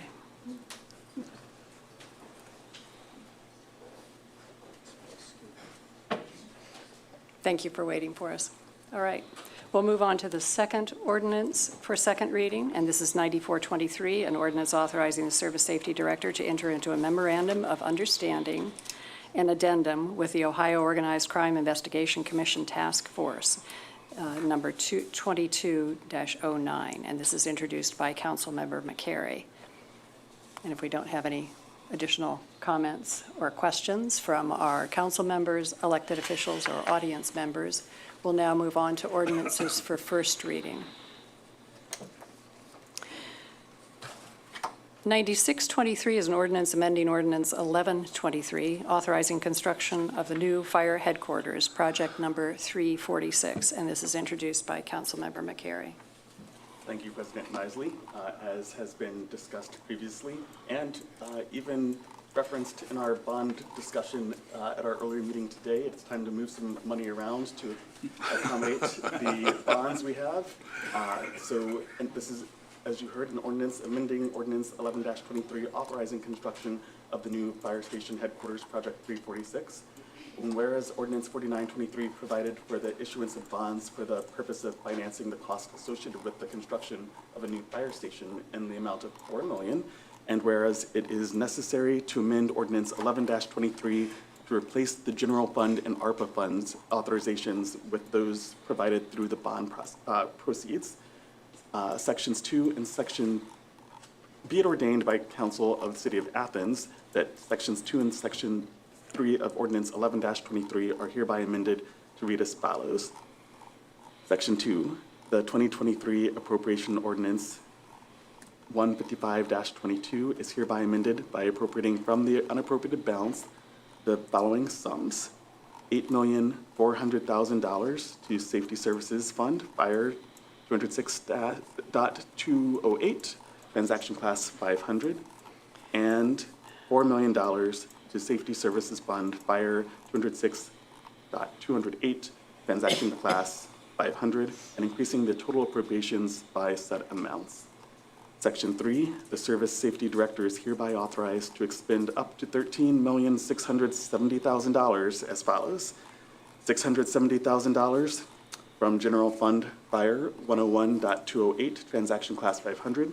That includes $70,000 authorized by Ordinance 18-22 for planning and preliminary engineering, and $600,000 authorized by Ordinance 84-22 for design and construction management services. $13 million from Safety Services Fund, Fire 206.208, Transaction Class 500. That includes $600,000 for land purchase and site preparation authorized by Ordinance 121-22 for said project number 346. Finally, this ordinance shall be in effect and full force upon its passage and approval by the mayor. Let's build a fire station. Okay. And pay for it too. Oh, man. Thought we could get it for That's the free. important part. All right, we've read 9623 for its first time. Any questions or comments? All right, we'll move on to 9723. This is an ordinance amending Athens City Zoning Code, Title 23, Chapter 23.03, General Regulations and Permitted Modifications, Section 23.03.13, L1A, Sign Regulations, introduced by Councilmember Grace. Thank you, President Nisley. And this is an ordinance that is here before council following its process through the City Planning Commission. And we are simply implementing a change to the regulation of temporary signs within the city to include a particular type of promotional sign known as a feather flag, and also to specify that the maximum number of temporary signs at a business location shall not exceed 2 per property, and for multiple businesses operating on one property, the maximum number of temporary signs shall be 1 per business, and the maximum total signage area for all temporary signs shall not exceed 50 square feet. So that is, those are the changes to the current code regarding temporary signs. Thank you. Do we have any comments or questions? Councilmember Swank. I've read this thing multiple times, and I still cannot come to grips what is the impetus for including feather flags. And I've yet to hear a good answer. So I'm open to listening. Councilmember Grace. I think it is the increasing prevalence of a particular type of flag known as feather flags that were perhaps proving distracting, and I don't know this for certain, but I am guessing that an owner or an individual who put out particular flags would have said, oh no, these are not pennants or ribbons or streamers, these are a different type of flag, these are feather flags. And since that language was not included, we are updating our code to specifically include a type of promotional flag that has seen a bit of an upturn in usage. The reason I posed that question, and I appreciate that answer, is that this seems in conflict with 23.03.13 sign regulations that are currently in our code. And if I might read, the intent of this is sign regulations, including provisions to control the type, design, size, location, motion, illumination, enforcement, and maintenance thereof, are established in order to achieve at least the following purposes. There are 8, but I'm not going to read them all. I will read these, though. To achieve at least the following purposes: to relieve the city of unattractive, garish, and unproductive signs, and generally to improve the appearance of the city. To prevent sign blight, which adversely impacts the aesthetics, vitality, and value of the city's commercial areas. And to control the design of signs so that their appearance will be aesthetically harmonious with their surroundings. Those flags don't do any of those, or do those, depending if you're looking at a negative or a positive. And for that reason, I would like to see feather flags pulled from this thing, because I don't think they belong according to our current council-passed code. Other comments? Yes, Councilmember Grace. I would just say that it's, in my opinion, an attempt to strike a middle ground, as the thoughts as to what would be unsightly or garish or unpleasant could greatly vary from individual to individual. So by allowing these by permit for a limited number of days, that strikes a balance between individuals who might find them distasteful and business owners who would like to be able to use them. Comments from other council members? We'll take Councilmember McCary, then Councilmember Swank, then I defer to administration if you want to make any comments on that, and then we'll see if there's any audience questions or comments. Thank you, So, yes, Councilmember President McCary. Isley and Member Grace. I appreciate that framing of the compromise that's trying to be achieved here on what I understand to be an aesthetic issue, and I would hope that we will be able to support the compromise language that we are introducing. Councilmember Swank. There's another issue here besides aesthetics, and that's what we want our code officers doing. Do we want them inspecting capacities in bars? Do we want them inspecting rental units to see if they're in compliance with health and safety issues? Or do we want them having a calendar on their desk counting 30 days to when a sign's up? Because we are currently have signs that have now been up 6 weeks, and they're still up, and would be in violation of the code as it is now written, because it clearly says 30 days. Do we really, really, really want our code officers out there counting days on a calendar whether or not a sign's up? I would say we have better uses of their valuable time. I think it's timely for a comment from the mayor. Thank you, President Isley. Councilmember Swank, I really appreciate your comments. I'm a little struck, though, because help me out. I'm hearing conflicting things from you. I'm hearing that this is potentially garish, unattractive, whatever type of a sign, but then I'm hearing you on the other end saying that it's a code enforcement issue.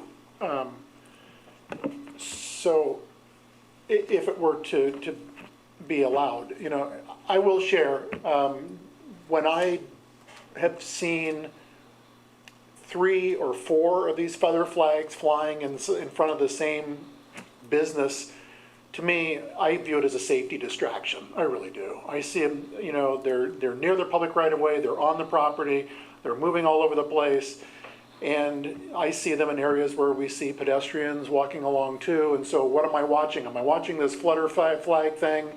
Or am I watching the road, which is what I should be watching, right?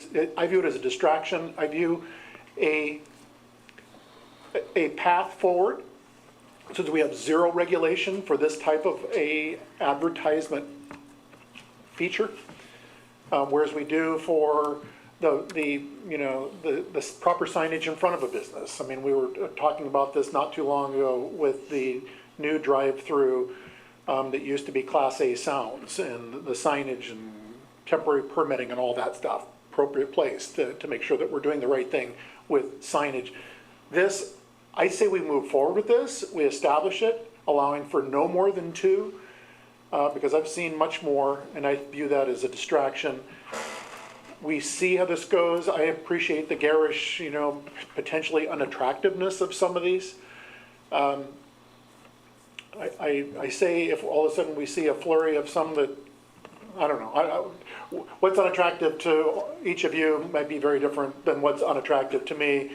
And I really don't think that that's a position for code to sit there and make a call on the spot and go, oh, that's not attractive, that's gotta go, or whatever. But at least to have some regulation currently for this form of advertising, it gets things to where, and a business knows I can only put out at a maximum 2 on my property. And well, Councilmember Spielness and then Councilmember Grace. Yeah, I appreciate Councilmember Swank's comments. However, I agree with Mayor Patterson that I would see this as a distraction for drivers. And that probably is my biggest concern with these things. I find them, again, attractiveness is in the eye of the beholder, but I am concerned about the distraction for drivers and whatnot. So I think having some regulations would be a good idea. I think there's a point that how much is code enforcement going to address this when they have so many other things to do, but I think probably a complaint-driven situation would be fine as far as I'm concerned. Councilmember Grace. Thank you, President Isley. I just wanted to clarify that there's already language in code that restricts pennants, ribbons, streamers, strings of lights, or other similar devices to periods not to exceed 30 days. So the only thing we're adding in terms of enforcement or regulation is that feather flags are similarly enforced. So it's not a new process, really. It's just adding a new type of sign. Just one last thing. Yes. Mr. Mayor, yeah, I think you're probably right there. But there's one thing that is mentioned in here that we haven't discussed yet. For the purpose of advertising or attracting attention to a special sale or to a special event on the premises may be permitted for a period not to exceed 30 days if approved by the zoning inspector. So first of all, it has to be special. And I agree with beauty's in the eye of the beholder, but it has to be special, and it has to be approved by the zoning inspector. So that's, I guess, what I was getting at. Yes, it's in code. Yeah, we can all read that. It's just a matter, do we want to add more to something that has to be complaint-driven, and as so often happens, the longer it's around, the more it becomes accepted to the point we don't even pay attention anymore and enforce. Okay, thank you for the comments. We'll move on now to 9823. This is an ordinance authorizing the sale of property no longer needed for a municipal purpose and is introduced by Councilmember Grace. Thank you, President Isley. And just for clarity, I will read the ordinance. Whereas land owned by the city and located in Canaanville is no longer useful or beneficial for sludge management, be it ordained by the Council of the City of Athens, Ohio, Section 1, in accordance with Ohio Revised Code, Section 72101, Athens City Council does hereby declare a 21.75 acre parcel owned by the City of Athens in Canaanville Township being part of Athens County parcel, and then a very long parcel ID number, and as shown on the legal description and map attached hereto and incorporated herein by reference, not currently needed for a municipal purpose. This property is subject to a lease on 14.401 acres and any other existing encumbrances. Section 2, the Service Safety Director is hereby authorized to advertise for sealed bids and accept the highest bid, not less than the appraised value, or reject any bids in accordance with ORC 72103, and shall make a report to the City Council as to the disposition of said property. Section 3, the auditor is hereby requested to receipt proceeds from the sale into Sewer Fund 750. And just to summarize, this is land in Canaanville Township owned by the city that the city has in past utilized for the disposal of sewage sludge and spreading that on the land. And we're no longer able to use that land for that purpose. And so this is allowing for some of the total parcel, 21.75 acres, to be placed for sale through a bidding process. Thank you. Do we have any comments or questions from council members, elected officials, or audience members? Okay, thank you. If not, we'll move on now to 9923.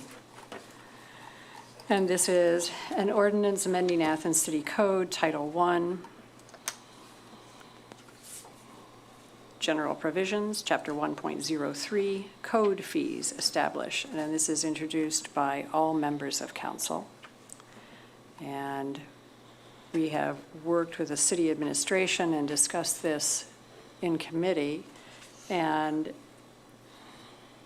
slightly changed from the first consideration of the code fees. We have moved forward now with separating these out into different ordinances.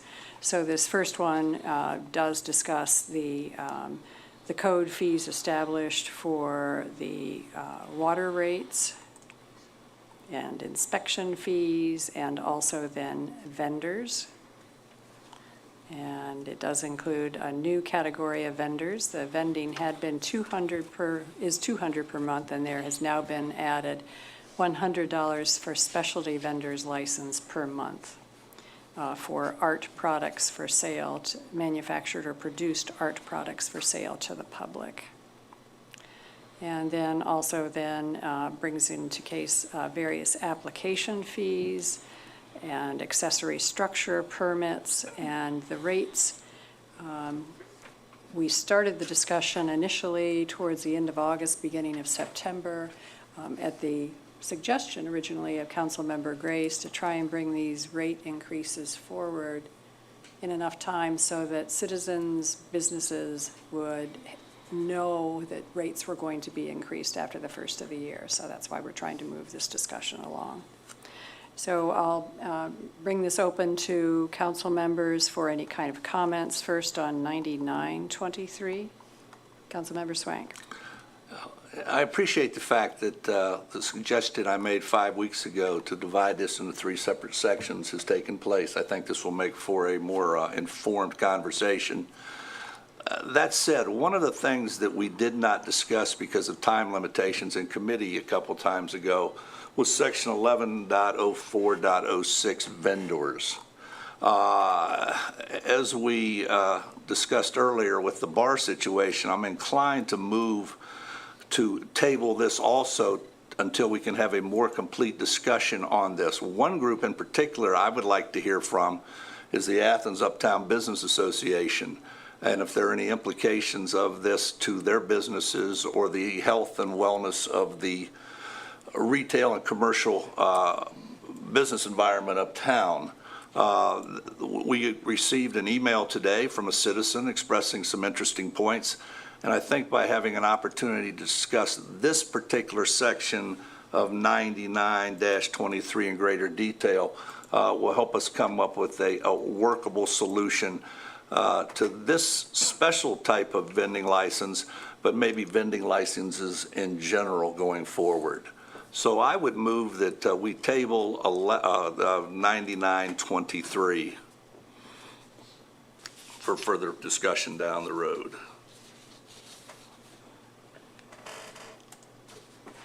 I will second that motion. Okay, so we have a motion and a second to table. Is there any other discussion from amongst council members? Any comments? Councilmember Spielness.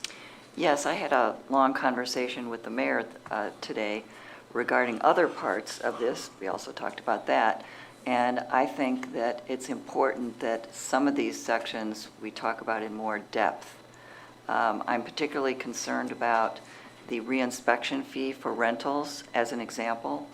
I just want to point out that I checked, thank you, Debbie, for when this was last changed, and in 2005, November of 2005, it went from $25 to $40 for the reinspection fee. And remember, that's just one item, one inspection fee. We don't have a progressive inspection fee schedule, which is allowed by law and could be done as we do with other things. So, just as a quick note, if by using the Bureau of Labor Statistics inflation calculator, the cost from $40 from 2005 to now is $62.15. And that presumes that that $40 is effective.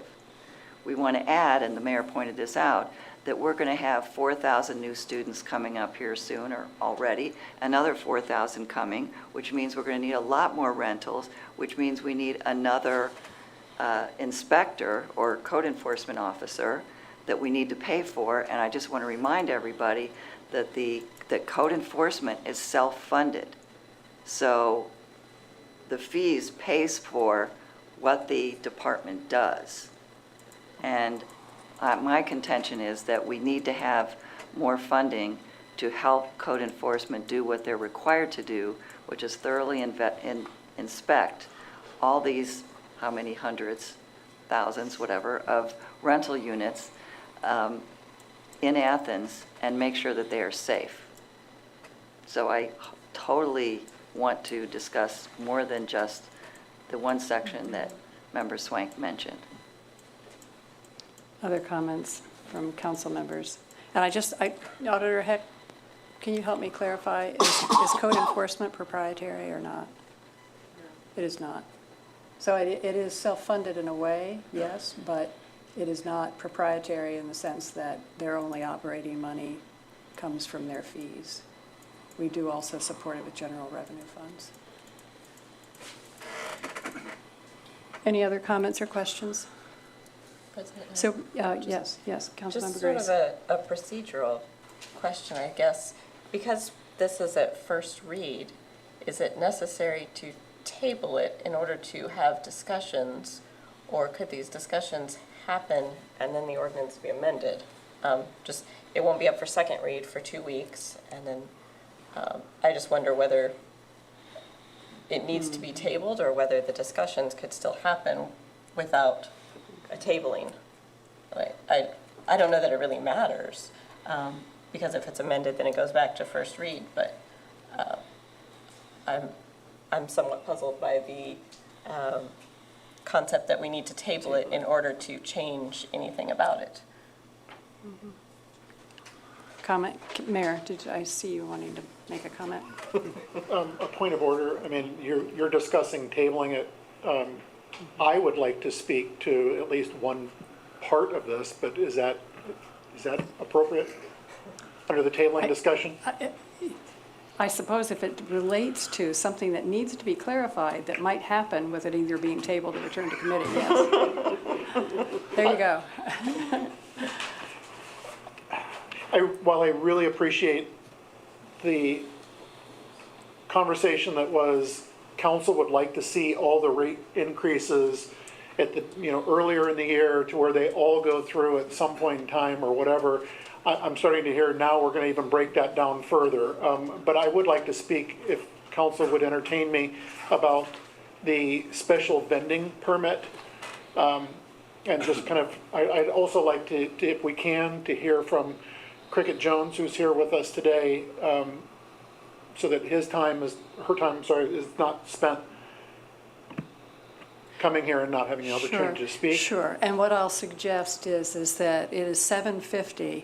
We're going to limit the conversation that takes part during this discussion and tie it up within 10 minutes. We really need to do that tonight, and then if there's further discussion, and then we need to take the vote on tabling, and then if we need to return it, if that happens, then we'll return it to committee, because I don't want us to break into a committee meeting tonight.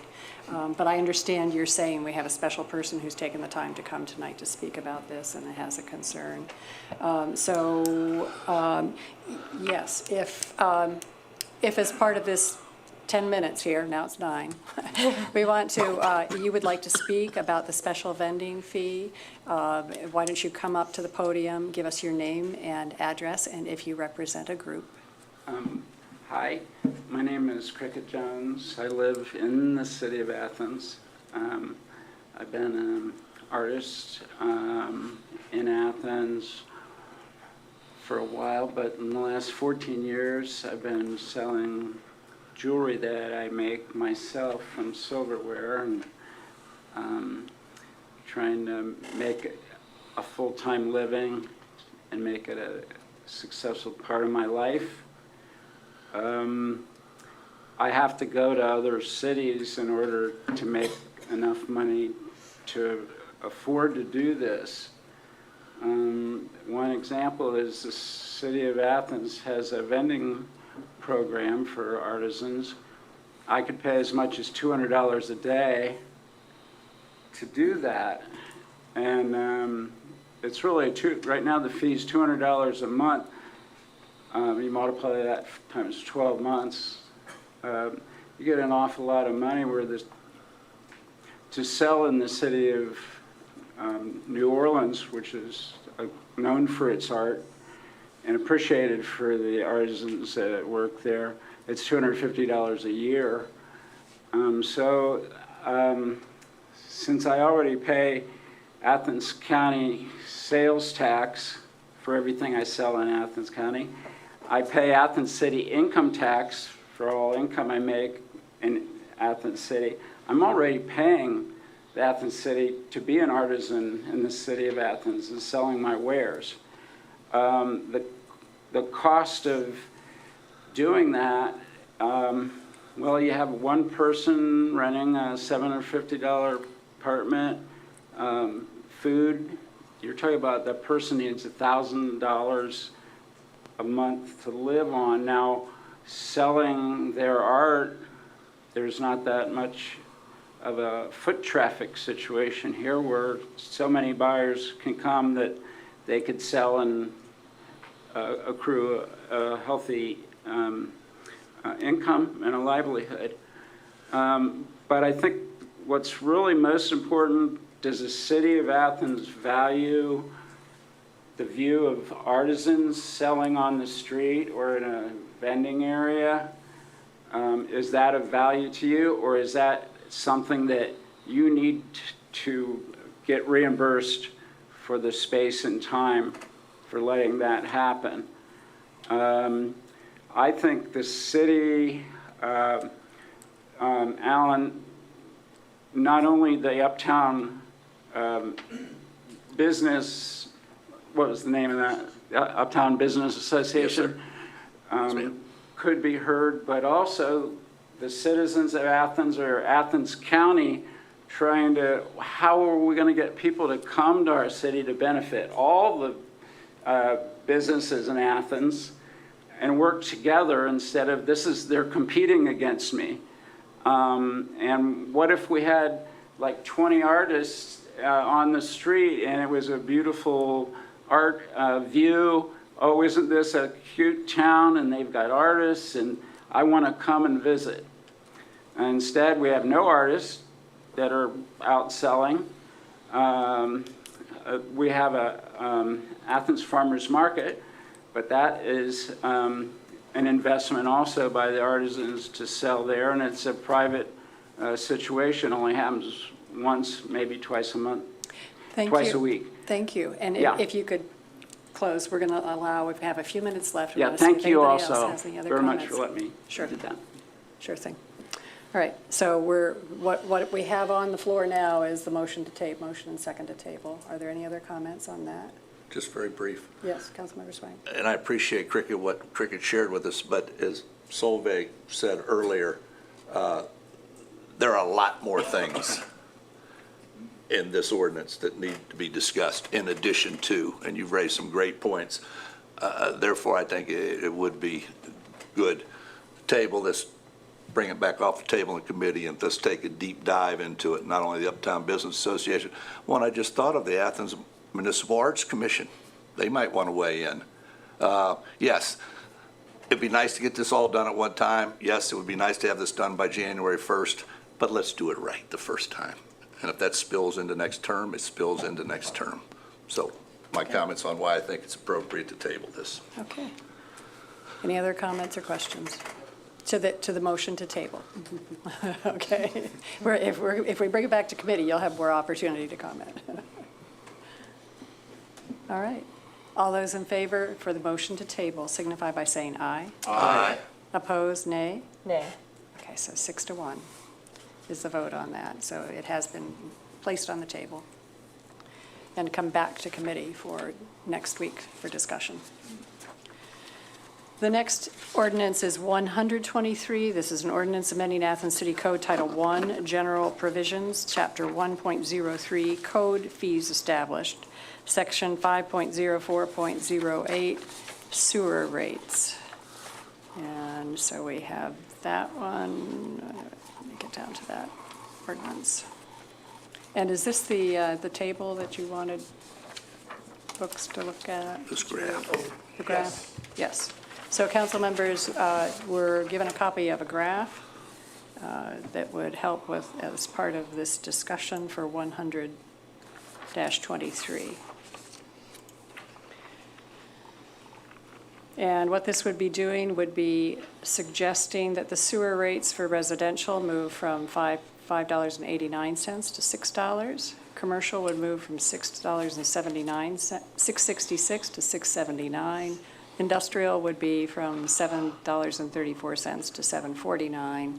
And then there is a progressive monthly base rate charge that proposes increases on that based on the number of thousands of gallons for the waste. And so I'll open it up for any comments from council members. Do you want to offer an explanation of the graph, Mayor? I would.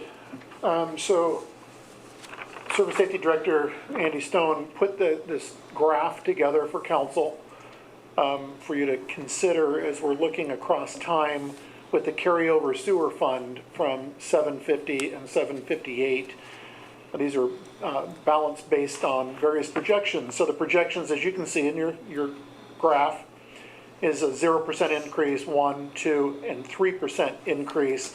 You'll also notice at year 2035 that there's that kind of a dip and then a bump up again. That is indicative of the paying off of the sewer treatment plant funding. And so it would go up again. But if you look at of these projections, please pay particular attention to 0%, 1%, and even 2% as we look forward in time to where you can clearly see where we are going into the red with that projection as opposed to being smart and projecting what should be increases across time. Of course, you're looking at these, the terminus on this at this point in time is 2040. It's likely that a few of you won't be on council anymore. You never know. But I think the point of this graph is pretty clear, that we need to be thoughtful in looking at what that increase is over a longer period of time. And I know that he has, if you care to, Director Stone can further elaborate this with you individually. I know that he has been in communication with Councilmember Swank about the sewer fund in particular.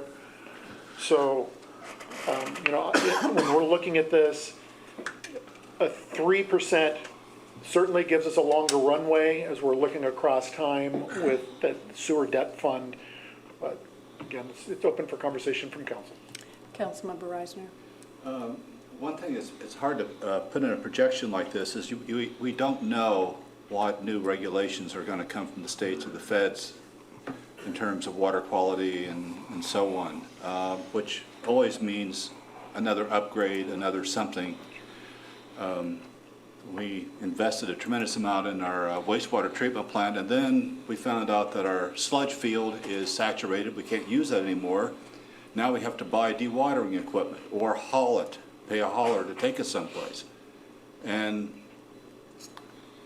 from my point of view, I think it's safer to go along with the 3% because there's no way that we're not going to have another bump like that. Something's going to come along and say, well, your system's just not adequate. You're going to have to put more money in. You know, we don't know what's going to happen, but it's going to happen. So I can go along with this. Thank you, Councilmember Reisner. Councilmember Swank. As the mayor said, I have had the advantage of having these numbers in front of me since Friday. And at the current time, 2023, we have a carryover of $6.7 million. If we don't increase sewer rates at all, next year that goes to 7.4. 2025, it's still at 7.4.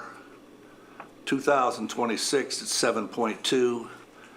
And only in 2027 does the carryover dip below where we currently are. My point in that is that while I realize over time we will need to increase sewer rates, I just don't see the need for next year.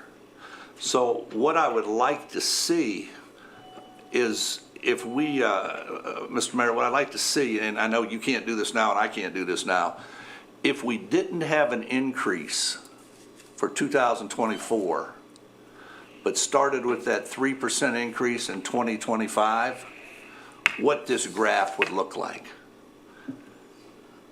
And I have a feeling, it's a gut feeling, I could be totally wrong, it's not going to change much. And I say that in the context of, we're talking about raising other fees. Athens City Schools has a bond issue coming up, which is going to raise property taxes. If there's a way that we can delay this a year and not affect the long-term health of the account, I would like to see what that graph looks like. And if we could have that by the second reading, that would be wonderful. Mayor. Yes. What I will do is I will do, regraph it at 0%, you know, for 2024 is what I'm hearing you say? Yes, sir. So 2024, but I'm also going to include 1%, 2%, 3%, so that you get the full picture of what Right. happens with all percentages by having a year where you've said 0%. Right. That's perfect.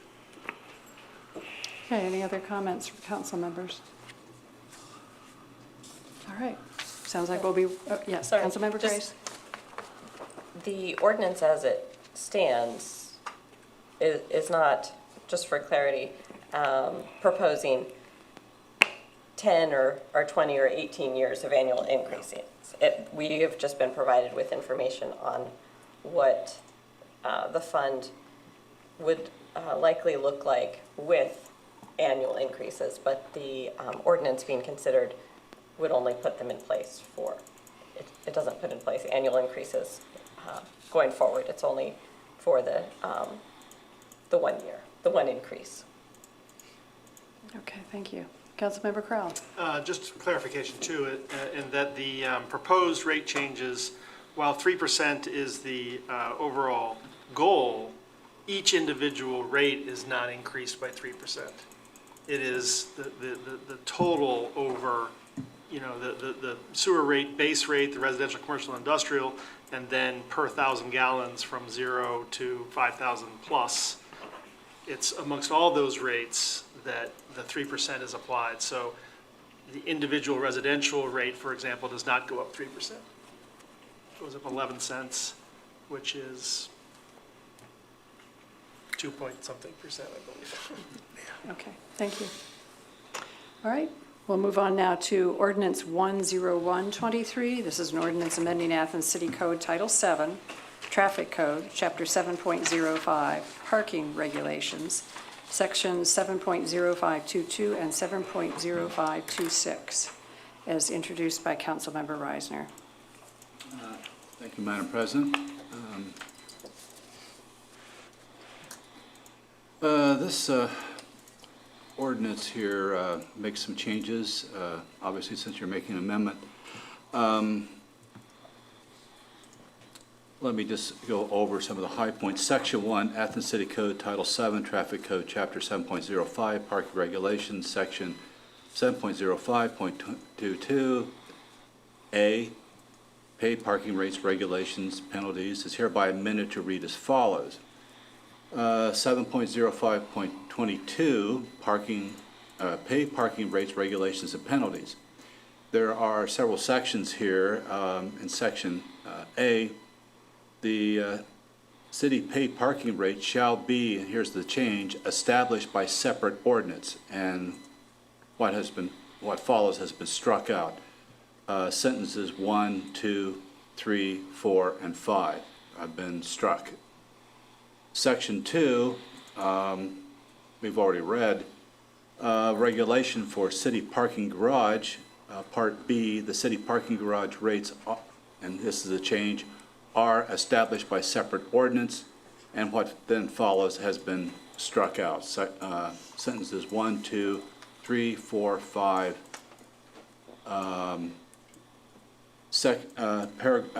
Sentence 6 has been changed to 1. Reserved parking spaces is restricted to levels lower B, upper B, and lower 1 only.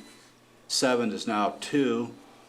8 is now 3, and it goes on where in Section 3, again, the title is read, but paragraphs D, sentences 1, 2 have been struck out. So I suggest everyone should read this before you take a vote on it.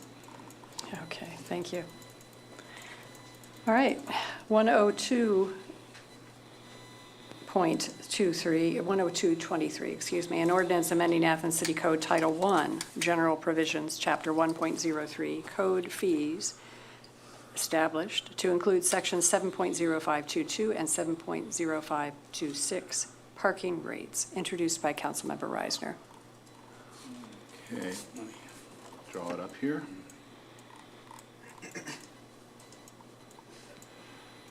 And so this is where we have the actual parking rate Yes, increases spelled out and the different high-intensity zones, moderate intensity. Yeah. Right. Since you've already read the title, that pretty much covers Section 1's introduction. Part A, the city pay parking rate shall be as followed. 1, high-intensity zones shall cost, we're struck out $1, it's now $1.25 per hour, which is 25 cents per 10 minutes. Moderate intensity zone shall cost $1 per hour, 25 cents per 15 minutes. Low intensity zones and all accessible parking spaces shall cost 75 cents per hour, 25 cents per 20 minutes. Single space short-term parking meters shall be no more than 20-minute time limit and shall cost 75 cents per 20 minutes, 40 cents per 10 minutes. Container bag or contractor bags shall cost $8 per day.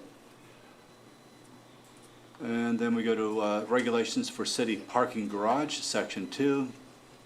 The city parking garage rates and regulations are established as follows: $1 per hour and 25 cents per 15 minutes. Card system charges will be $1 per hour, and refunds will be in 20-minute increments. $150 per month to reserve a space on level lower B, upper B, and lower 1. $125 plus any transactional fees per space per month for up to 150 non-reserved spaces above level 3. And Section 5, the Service Safety Director is hereby authorized to enter into written agreements to lease multiple non-reserved parking spaces and offer an appropriate discount However, the minimum cost per space may not be less than $100 plus any transactional fees. That's a lot. Okay, thank you. Are there any questions or comments? Councilmember Ziff? Thank you, President Isley. I'm not positive this is the best place to bring this up, but it's about parking and about the cost of parking. So I'm just going to bring it up, and we'll see if I shouldn't have. Does it have anything to do with the rate increases that we're proposing tonight? Kind of. Okay, go ahead. Kind of. Briefly. I will say this before I start talking. If you feel that this is wildly inappropriate, just glare at me and I will stop talking. Business loading zone parking spaces. I do not feel that marked delivery vehicles should have to feed meters when they are parked in a business loading zone during those allotted times. I have seen our GFS delivery truck get hit with parking ticket after parking ticket. I think it's completely absurd. I'm looking for a glare. I do think there might be an update from the mayor. Isn't there was there an agreement with the parking zones? Well, To accommodate this? There's an online process to where, Yeah. you know, GFS or whomever, you know, the larger carriers, any carrier for that matter, can, you know, register through that online portal, and there's still a fee to pay because you're, you know, still operating in the public right of way in a parking loading zone area. But we have had a fair amount of people who, once they realized it was there, they went ahead and did it. It was, for them, a part of doing business in the uptown area primarily, because that's what we're all talking about. Yeah. Well, that's awesome. See, this is why I bring stuff up. I didn't even know that was a thing. I would love to tell our delivery drivers that. So I will Good. make sure I do that. Good, thank you. Hey, look at that. All right, any other comments? Councilmember Swain? I guess I have to ask the auditor, and correct me if I'm wrong, sewer fund, water fund, parking fund, those are all proprietary accounts? Yes. Okay. What I'd be interested in seeing, Director Stone provided us this chart, what our carryover or fund balance would look like if we did nothing, 1%, 2%, 3%. I would be interested to see a similar graph, and it doesn't have to go to 2040, but a similar graph if we did nothing. In other words, if we didn't raise these fees, what that fund would look like 2024, 25, 26. Now, related to that, since our last meeting, I have had an opportunity twice to speak at length with our parking enforcement folks. Oh, okay, I'm sorry. You have it already. That was quick. No. Which funds do you want me to look at to project that? Just parking? Just parking. Yeah. Just parking. And I'm going to make one comment, and then I'm going to ask Councilmember Crowell for comments, and then the mayor for comments. Well, I wasn't because finished. Oh, I know you aren't. Well, go ahead. Yeah, but the mayor's got his hand up. I'll defer. No. Or do you want me to go ahead? Go ahead, make your Okay. comments. So in talking to the parking enforcement people, I got a real education. We're about to get a kiosk system in the not-too-distant future, which means anybody that pulls in that parking garage 24 hours a day is going to pay to park.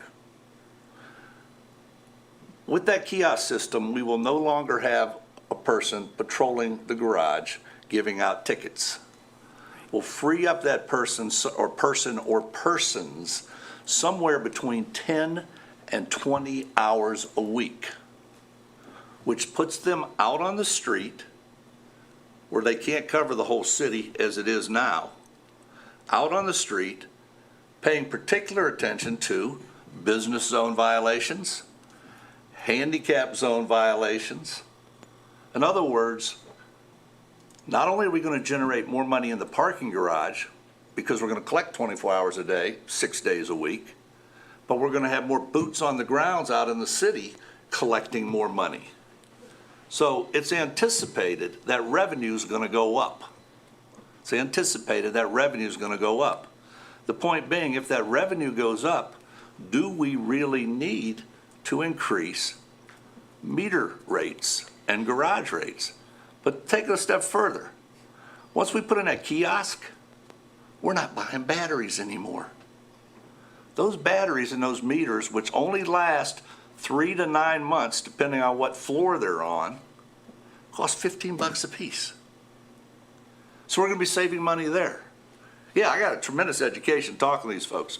So my point in all this is, I would really like to see us go 6 months, 12 months of the new kiosk system to see if we really do need to raise parking rates. And there's one last piece of information that I'd like to have. And I would like to know, and I don't know, Mrs. Thomas, if you can come up with this or not, but if a UBA can give us some feedback as to what effect the increase in parking rates had on business. There may be a figure we can't come up with. You'd have to talk to the chamber and go on the chair. Okay, okay, then the chamber. Now, excuse me, I'm sorry. Yeah, but the chamber. But I would like to see, do increased parking rates have an adverse effect on our uptown commercial business? I've seen studies both ways, but I'd like to see what it is here in Athens. So you've requested, if I'm hearing correctly, a certain amount of information from the auditor on projections for. If we do nothing. If we do nothing. And I guess the only thing I'd put in there, and I know I don't understand all of the details of it, but I also know that we have a parking garage that's going to generate, when the kiosks go up, we have a certain amount of revenue per year in parking tickets from and that will no longer be here. So, and the other thing is that we have unanticipated, sometimes this happens at the water treatment plant, sometimes it happens at wastewater, sometimes it happens in the parking garage, and it's not unlike something that happens in your home. You don't spend so that everything's level, so that when the dishwasher breaks, you don't have anything to pay for it. So what we have had in the past year, and we're just now, I think, paying it off, is over $1 million worth of repair to the parking garage. Spalding, elevators that didn't work, stairwells that had problems with them. So I guess that would be my only cautionary, and I appreciate the comments and getting us additional information before we make decisions on this. But to withhold all of these fee rate increases, we'll see. We'll see where the additional information gets us. So I know Councilmember Crowell wanted to make a comment, and then Mayor Patterson. Thank you, President Isley. Just a point of clarification with the auditor. The parking garage is a proprietary fund, but parking across the city is not a proprietary fund, correct? Correct. Thank you. Okay, good point. Mayor? That was my comment. Oh, okay. I actually have, He beat you to I it. have another comment to make. And that being, for any municipality that has metered parking, whether it's a parking garage or it's your street parking, it's good practice to where your street parking is of slightly greater cost or value to the customer than your parking garage. We've been doing this for a while, to where we saw that for a long time our parking garage rates were the same as the street rates. But we weren't seeing a lot of people using the parking garage. A lot of people were just using the streets, to include, I would say, our lower rates of parking meters, which are places like East State Street by the Democratic headquarters, down along there, and other places. The further you get from the high-density portion of the uptown area, those rates go up. The north block and the mid block, I believe, are both of that middle rate, and then when you're between Washington and Union, and between Congress and College Street, that is the higher rate, which makes a lot of sense.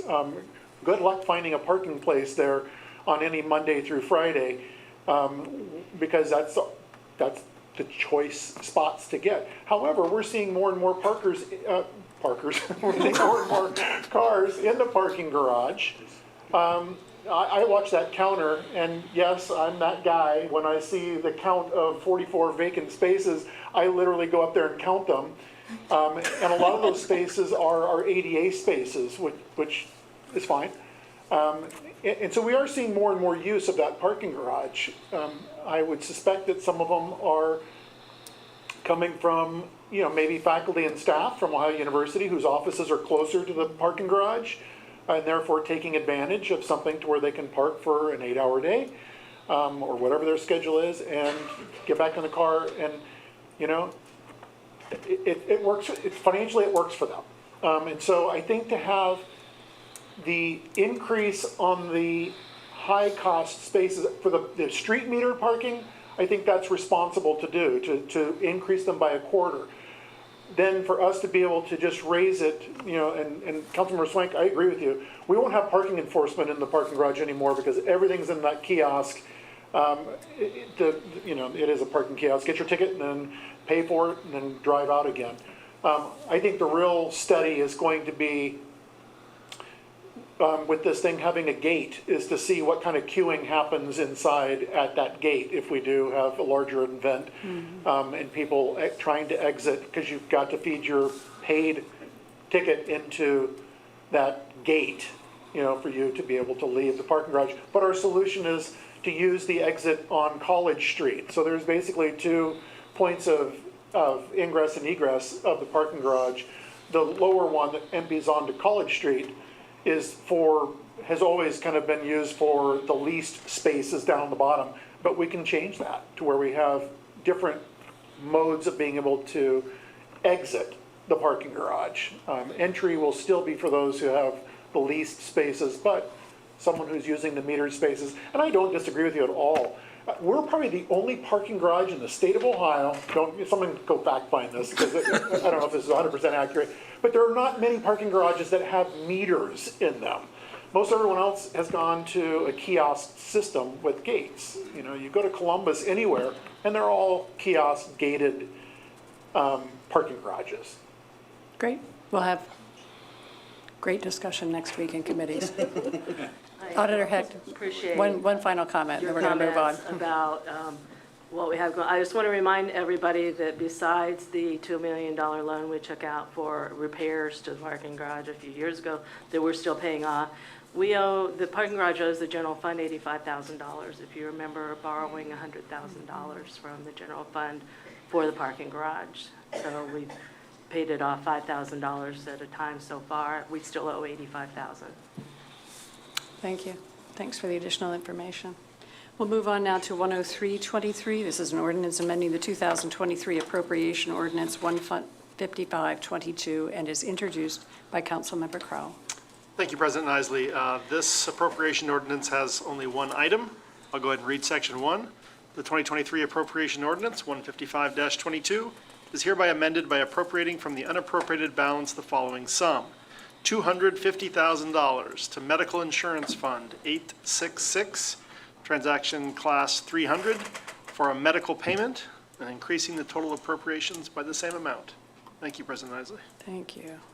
And just by way of background, not to dwell on it, but we are self-insured, so up to a certain amount, we pay into a self-insurance pool fund of money, so much per employee per year.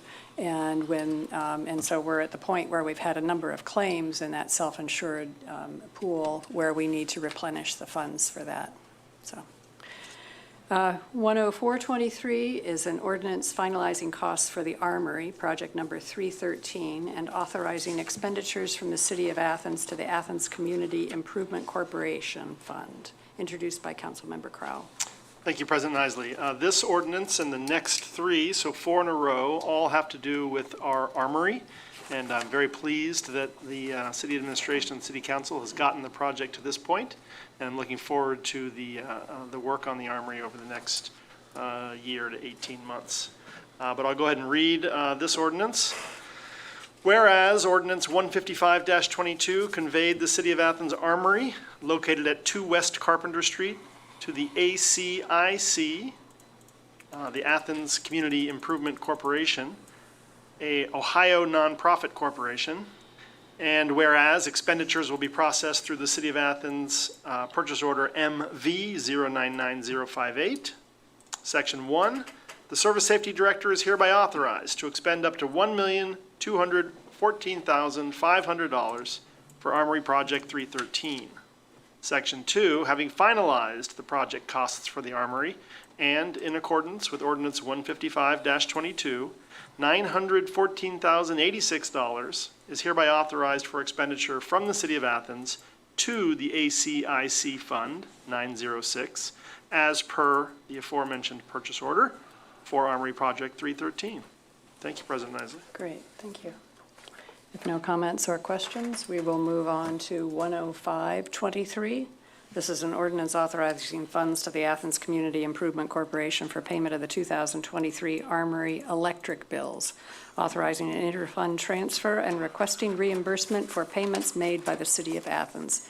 Introduced by Councilmember Crowell. Thank you, President Isley. As the title of this ordinance makes apparent, there are a lot of details to work out as we get ready for this transfer or this resulting transfer to the ACIC and the preparation of the Armory and the capital stack, the funding that has been acquired to do this project. Section 1, the 2023 appropriation ordinance 155-22 is hereby amended by appropriating from the unappropriated balance the sum of $4,500 to the general fund, other administrative, for transfer and increasing the total appropriations by said amount. This transfer is from the general fund to the ACIC fund. And section 3, the city auditor is hereby directed to request reimbursement and to receipt any reimbursed funds from the Athens Community Improvement Corporation for the 2023 Armory electric bills paid by the City of Athens into the general fund, other administrative. Thank you, President Isley. Thank you. If no comments or questions, we will move on to 10623. This is an ordinance authorizing the Service Safety Director to enter into a Vibrant Communities grant agreement with Jobs Ohio as part of the Armory Project number 313. And this is introduced by Councilmember Crowell. Yes. I was looking at the Finance and Personnel Committee. Thank you. Thank you, President Isley. As council is well aware, and at committee last week, we looked closely at the Jobs Ohio grant agreement. We're very pleased to have this Vibrant Communities grant. And I'll go ahead and read section 1. Athens City Council does hereby authorize the Service Safety Director to enter into a Vibrant Communities grant agreement with Jobs Ohio as part of the Armory Project 313, copy of which is attached hereto and incorporated herein by reference. Thank you, President Isley. Okay, thank you. And now we have 10713, it's 23, excuse me. And this is an ordinance authorizing the Service Safety Director to enter into a cultural project cooperative use agreement. The mayor had something. Oh, I'm sorry, Mayor Patterson. President Isley, for the previous ordinance that was just read, Yep, with the Vibrant Communities, that includes the contract as well with Jobs Ohio, is that correct? You know, I would like to request that council, I mentioned this in committee and I didn't catch it quick enough, request that we suspend the rules on this so that we have that contract in place sooner rather than later. if no objection. We could roll back to 10623. Councilmember Spielness, you had a comment or question? You want to suspend the rules today? Is that, Correct. okay. Because the Right. contract is, you're saying that the contract is ready to be returned. It's ready, Jobs Ohio is actually waiting on that contract to be signed in order to begin releasing those funds to this project. And it's Great. been reviewed by the law director. Yes. And our clerk of council. I support that. Okay, all right. So if no objection, I will move back to 10623. I move that we suspend the rules. Okay, do we have a second? Second. The purpose being that we need to get that To contract. expedite it, yes. Yeah, to get the contract back. Get So, that money. to the state of Ohio. So we have a motion and second for suspending the rules. All those in favor signify by saying aye. Aye. Opposed, nay. The rules have been suspended. And it should be, I think, as Councilmember Crowell introduced it, you should be the one to make the motion to approve them. Thank you, President Isley. Thank you, Member Swank. I'd like to make a motion to approve 107-23. Second. I'm sorry, that was 106. 106-23. 623. Second that one too. We're eager. Not yet. Okay, we have a motion and second for approving 10623. Any further discussion? All those in favor signify by saying aye. Aye. Opposed, nay. Motion carries and the ordinance is approved. Okay, now we'll move on to 10723. This is an ordinance authorizing the Service Safety Director to enter into a cultural project cooperative use agreement, the Athens Hall of Honor Veterans Memorial, with the State of Ohio General Assembly for funds granted in House Bill 687 as part of the Armory Project 313, introduced by Councilmember Crowell. Thank you, President Isley. Again, talking about all the funding that has come for the Armory project. This is a significant piece that the General Assembly of our state government have financed a portion of this project. And I'll go ahead and read this ordinance. Whereas the 134th General Assembly of the State of Ohio designated $600,000 to finance a portion of the capital facilities costs associated with the Armory Cultural Project.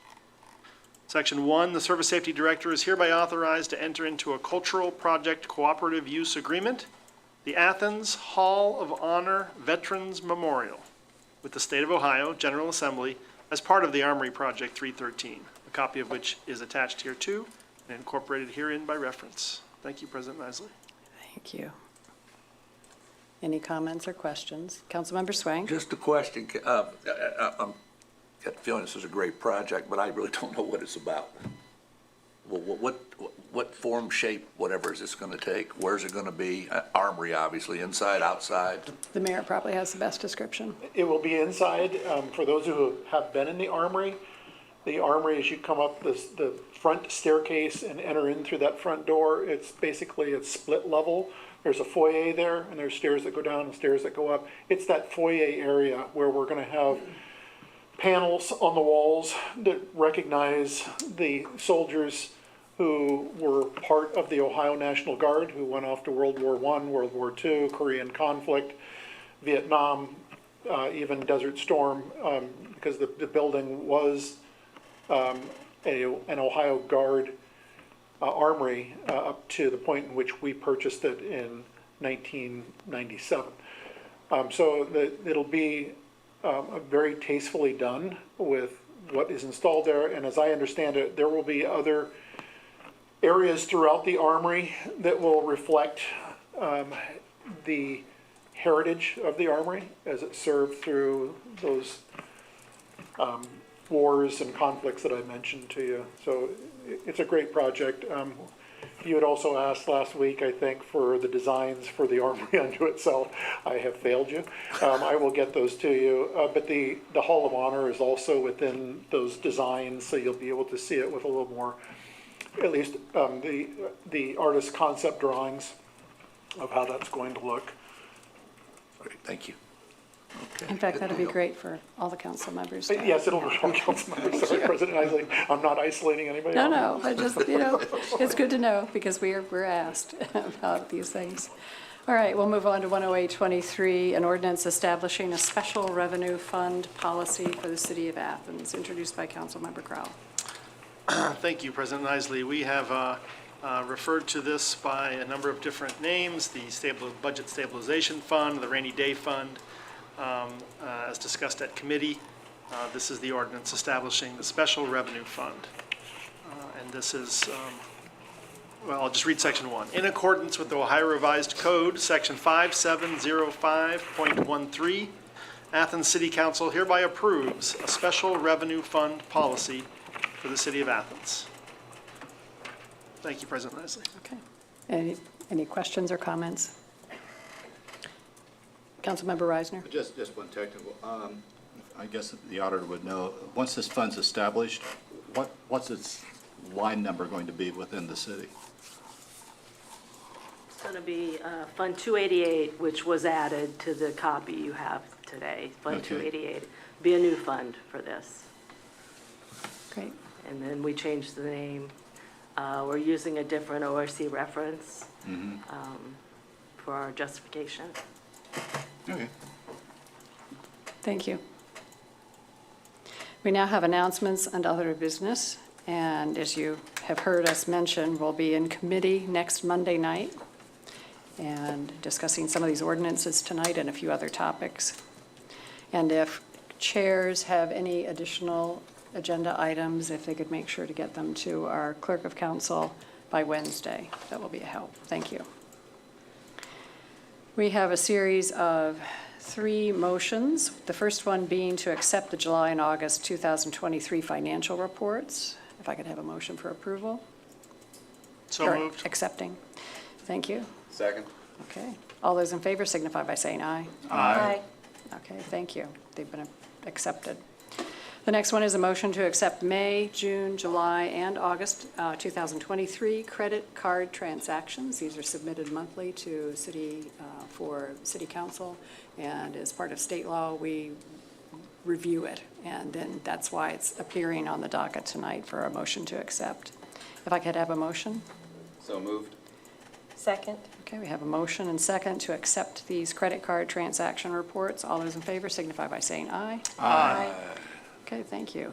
And then we also have an appointment to our Tax Review Board, and I believe Councilmember Crowell, you have some. Yes, thank you, information President on Isley.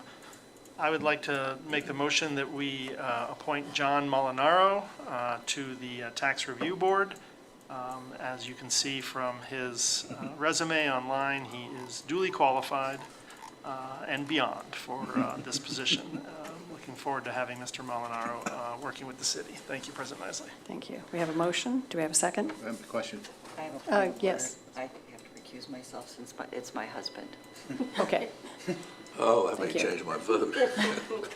All right, we have a motion. Do we have a second for approval? Second. Thank you.